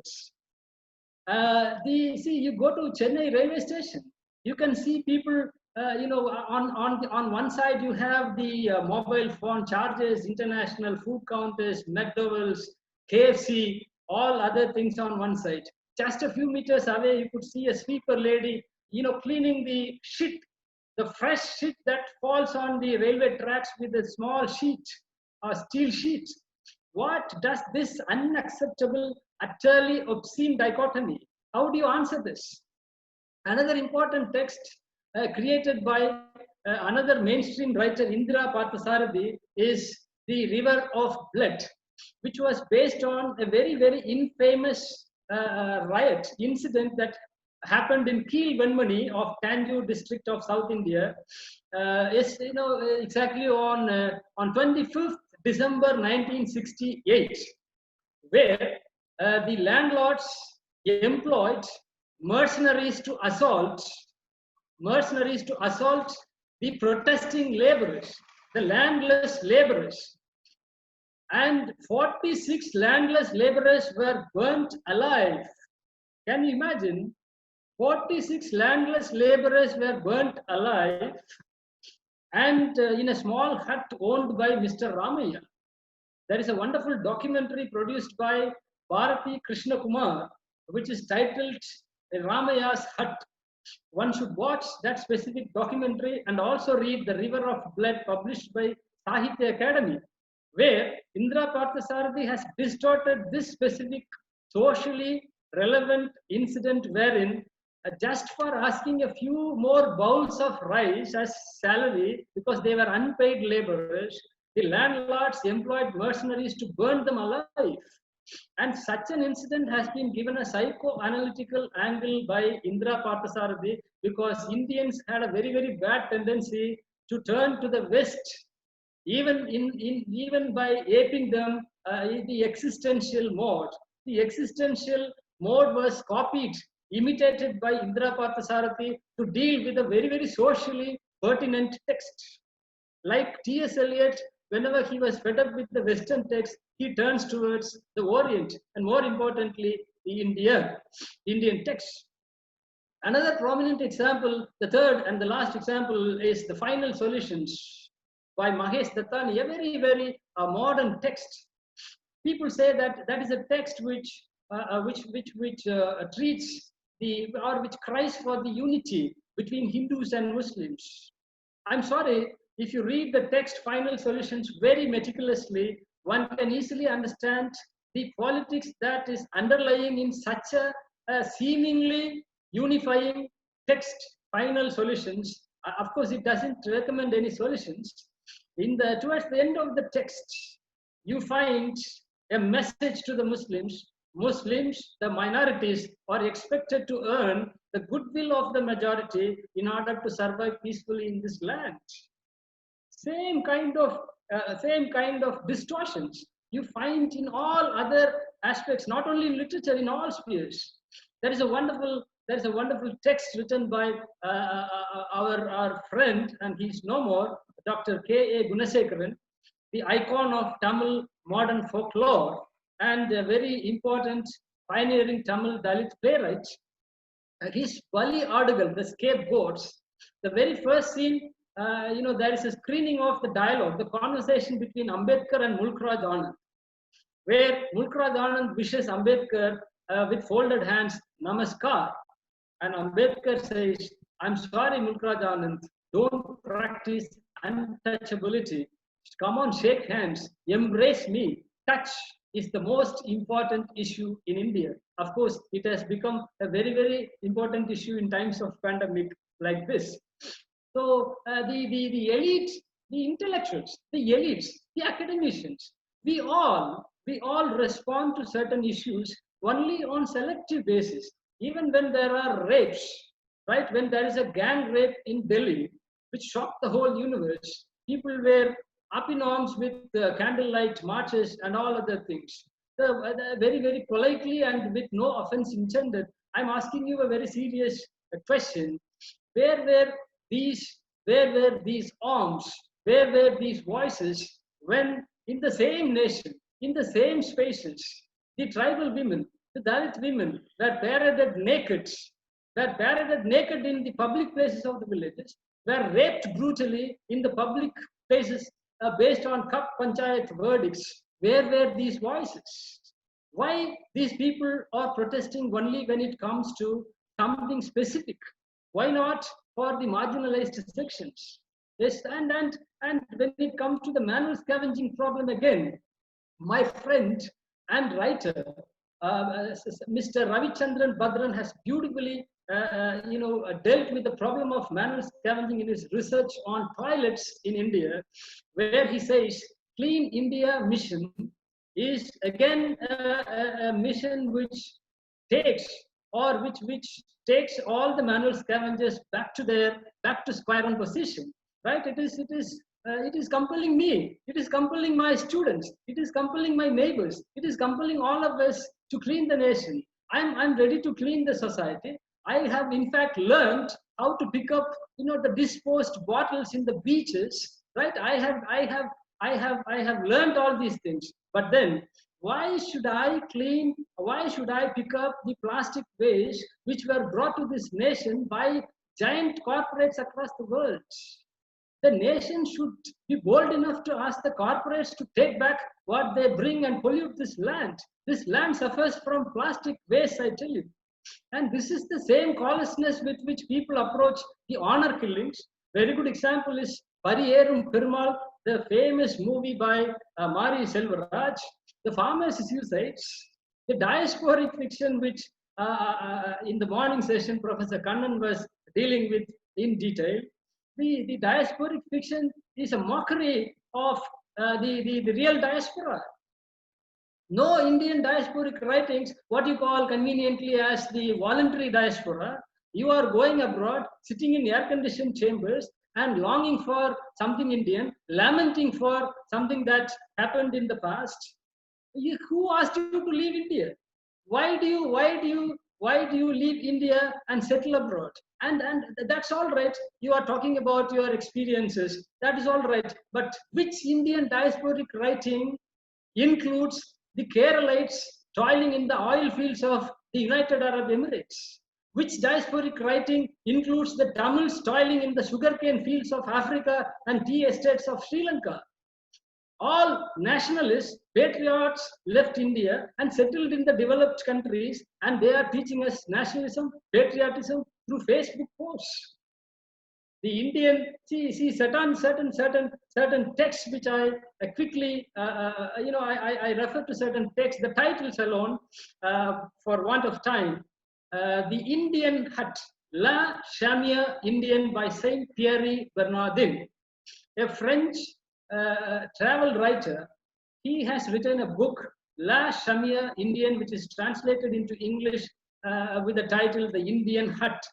One should read this book, which is the first of its kind book, wherein Saint Thierry Bernardin was tracing the hierarchical grading of Indian social system, which clearly demarcates the intellectual labor and the physical labor. And it's a wonderful book where the novel ends with the tourist, the writer, residing in the house of a Dalit, an untouchable. And he wants to gift him before he leaves India. He asks, what do you want? And the Dalit replies, I don't want anything from you, my dear Bernardin, but give me that smoking pipe.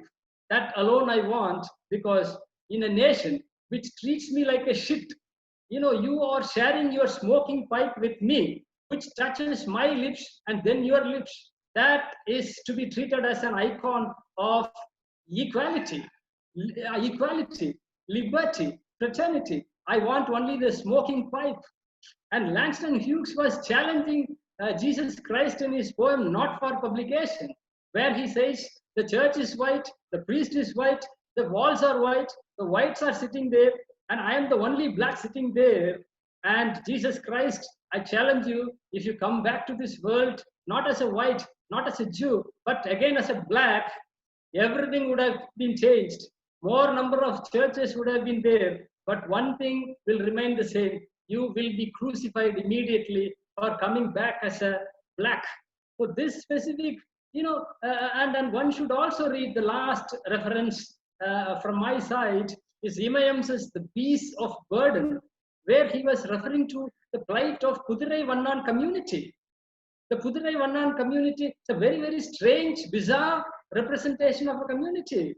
a very, very bizarre existence, the worse existence than the existential predicament of the post-war Europe. A person who belongs very much to the society is treated as unseeable. He is not untouchable, he is unseeable. So this specific Kudirai Vannan, the Kudirai Vannan needs to enter the river in the midnight carrying the bundles of unwashed clothes of the village.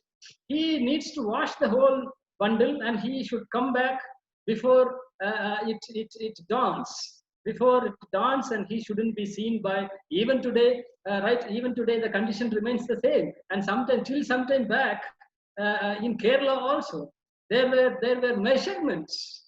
When a Nambutri Brahmin sees a Pulaya or a Thiya, he should maintain a proper distance. Otherwise, it is considered as a pollution.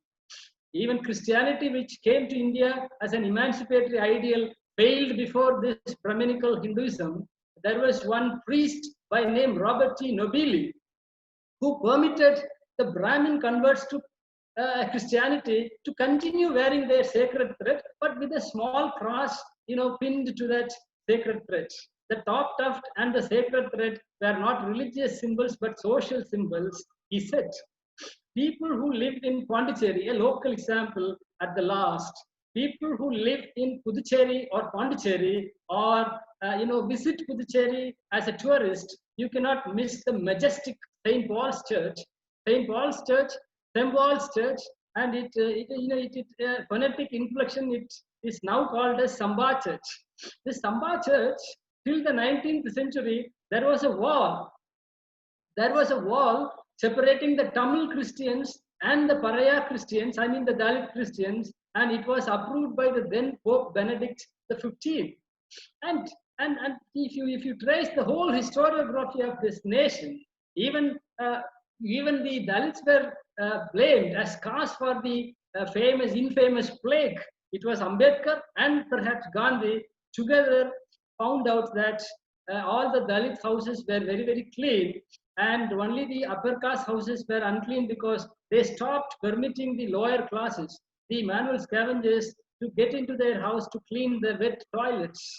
So pandemic politics is also there, and the people who talk about eco studies, the elite eco studies, one should understand that the tribal way of living, a tribal whose lifestyle, which is very much nature friendly, non-exploitative, very eco-friendly, treating all as equals, right? This way of celebrating the differences, right? Let us all celebrate the differences. Why should I think the same way you think? Or why should you think the same way I think? Why should I eat what you eat? Or what is your problem if I eat beef? Why should I eat whatever you recommend? Or why can I compel you to eat what I eat? So expect, accept, and celebrate the differences of this world. And my last, I conclude my speech. Subaltern is a constructed identity. Subaltern is a constructed identity. We should challenge, demolish, bulldoze the construct, and create an egalitarian space where all voices are heard. Thank you so much for this wonderful opportunity.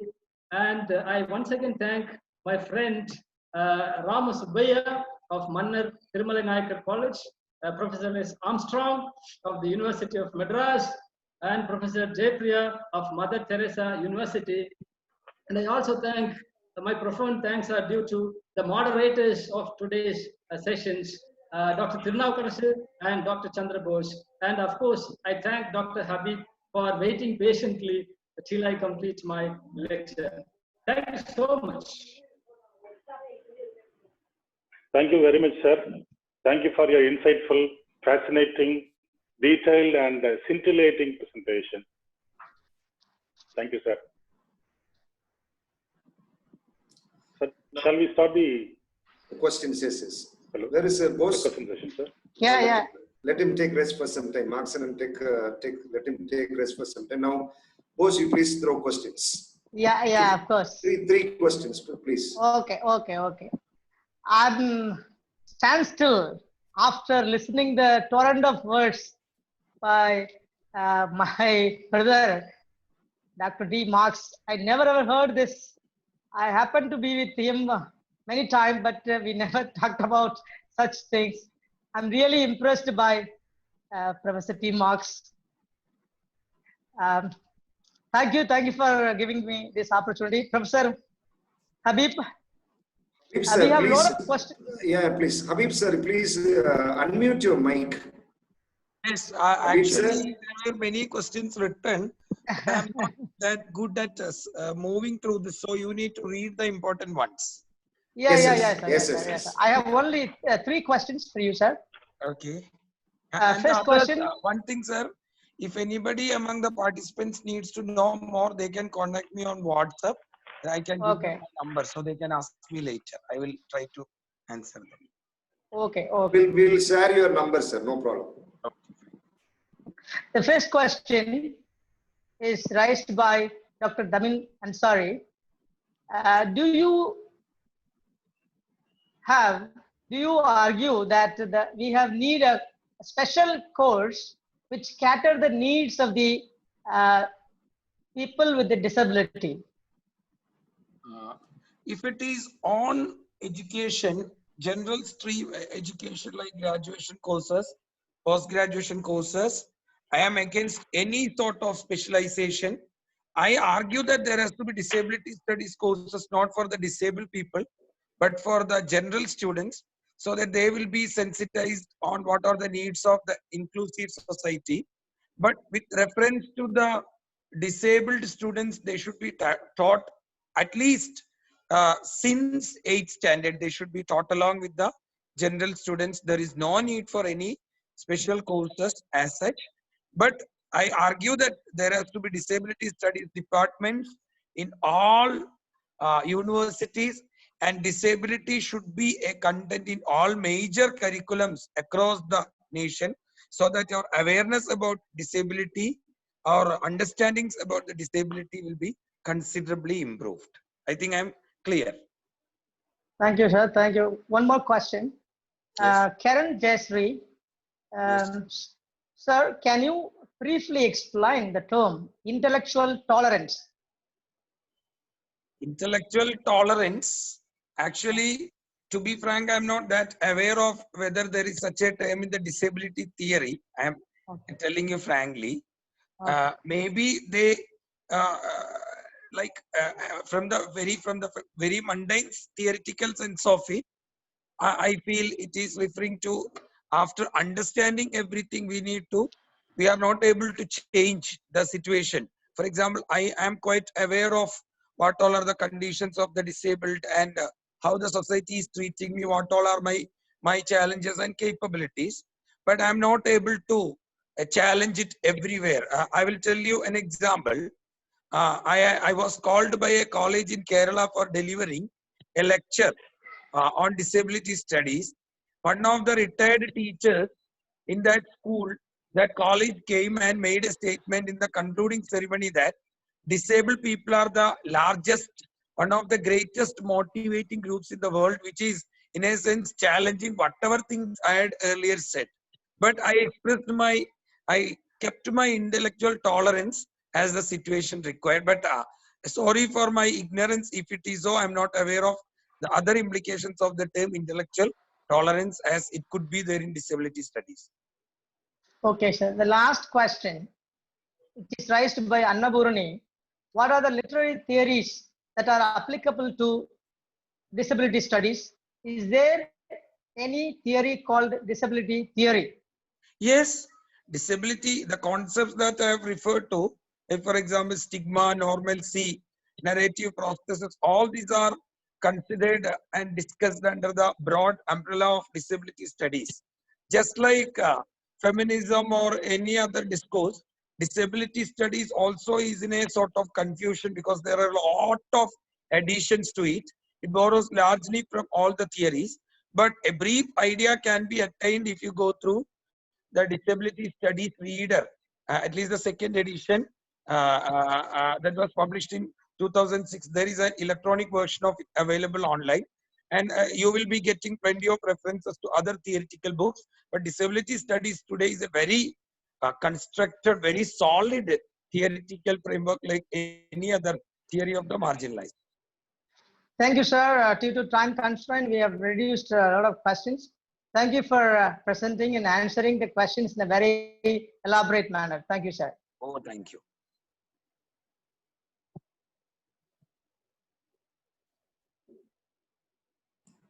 Sir. Yes, sir. Yes, sir. Marx, sir. Yes, sir. Shall I pose the question, Marx, sir? sir. Marx, sir, please unmute your mic. Yes. Sir, the first question, can you share your challenging experience as a translator while translating the legendary Tamil writer Pumani's novel Piragu as And Then, which is an exemplary tale of subalternity? This is a very relevant question to the translation projects related to translating subaltern texts. It's not as easy as translating the canonical text, because as I already told you, the canonical text will be using the words, right, the vocabulary which have been in practice for a long time. But then the subaltern texts employ very rustic, very local language, the language with a lot of local slangs, phrases, adages, and humor. All such things should be brought into the to the target language as well. So I already shared this on many other platforms. It was a 10-year-old mission to accomplish translating Pumani's Piragu into And Then. It posed a lot of challenges to me, which we all overcame. And after overcoming all those obstacles, the real obstacle came, the politics of publishing houses, right? They all said, we will hire this book, but we have our own official translators to refine. They use the word refine or touch. The final touch will be given by our translators, but your name can't be acknowledged in the text. Then I said no for many leading publishing houses, and at last it has seen its publication, thanks to Emerald Publishers. Thank you. So the second question, did mythology got involved in subaltern studies? Pardon? Did mythology got involved in subaltern studies? No, subaltern studies movement is a very recent movement. Though it is a recent movement, we can have a subaltern perspective to the mythological sources. That is because any mythology is open to any kind of interpretation. Any text for that matter, any text, even religious text or anthropological text or histories, any text is open for any kind of interpretation. In that sense, we do have our own subaltern perspectives towards all mythical sources, mythological texts as well. Yes, we have. Okay. Next question, sir. Is subaltern theory appropriate for exploring democratical political competition among or in subaltern communities? Of course, as we all know, there are problems within the Dalit communities, the fold. So such differences, such problems are also very vociferously voiced by writers like Imayam. Obama has narrated such problems within the Dalit fold. Of course, all these writers try to come out with some kind of inter-Dalit unity, the inter-community unity as their emancipatory ideal. But then when it comes to activism, I do agree that there are differences within the Dalit fold that a writer who is a socially committed, socially conscious individual cannot involve himself or herself too much into activism, because writing is on a different platform. Sir, the last question, can the subaltern voices be true since those who choose to write are elite and educated? Pardon, can you repeat the question? Can the subaltern voices be true, since those who choose to write are elite and educated? Okay, fine. Not all Dalit writers are well educated and elites.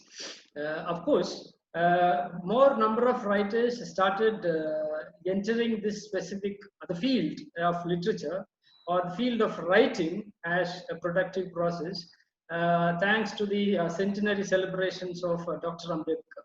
That became an inspiring movement. That became an inspiring moment for many of these writers to take up writing as a political tool to represent the hitherto underrepresented and underrepresented experiences, the marginalized experiences.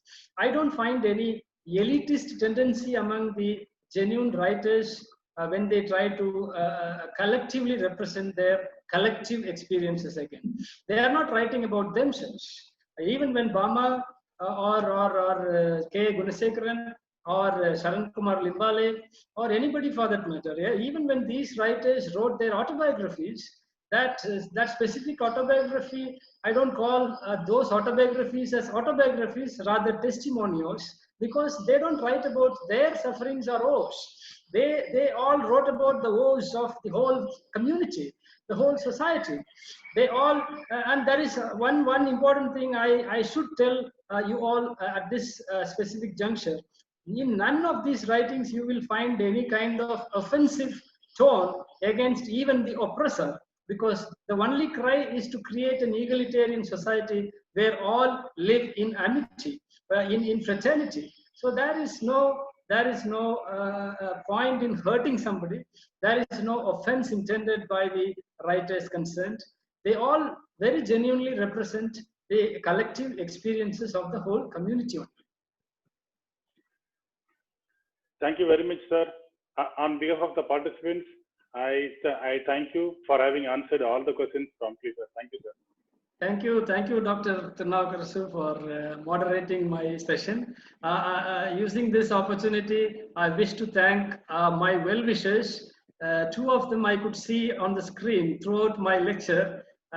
Sri Vijayaraghavan sir, the secretary of Mannar Thirumalai Naicker College, and Professor Perumal sir from Nurul Islam University. I wish you, I extend my heartfelt thanks to both of you. Thank you so much, dear sirs. Thank you, dear participants. Amsanan, do you want to announce something? No. Some of the participants are asking for tentative dates of your refresher course. Yeah, that will be from 15th of September, continuously for 14 days. I think I have posted the information in the chat box today morning. So we'll again announce tomorrow. That's all? Yeah. Any announcement from you? Okay. Dear participants, a few announcements from the host side that tomorrow, please don't miss it. You have two enlightening sessions.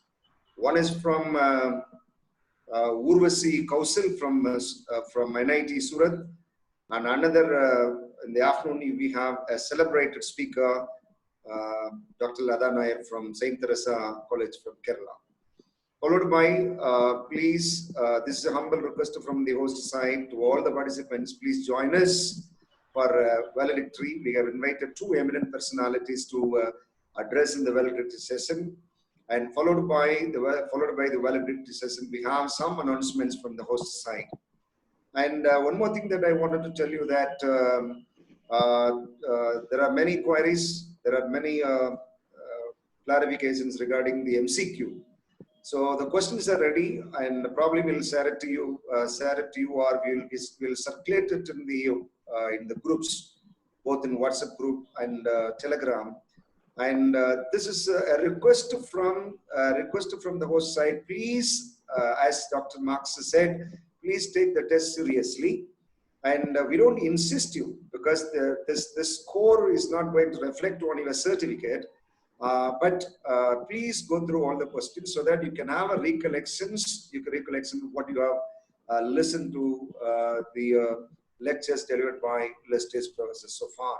So we have set questions for there are 50 questions. 50 questions. Every question carries 2 marks.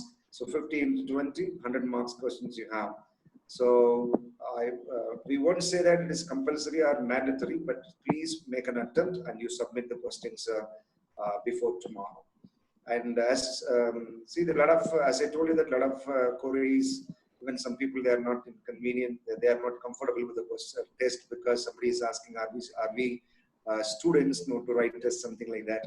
No, we don't treat you like that because we such a way we celebrate you such a way. Now we are so happy. Even in the pandemic time, you nearly 650 people, you honored our invitation. We wanted to treat you in such a way. Now please, that is not compulsory. Please go through it, and even the answers are difficult, you please tell us, and we will share you the answers tomorrow. And with this request, and let us meet tomorrow. And another request that please get prepared for the valedictory session, which is going to take place from 4 p.m. to 5 p.m. tomorrow evening. Thank you so much.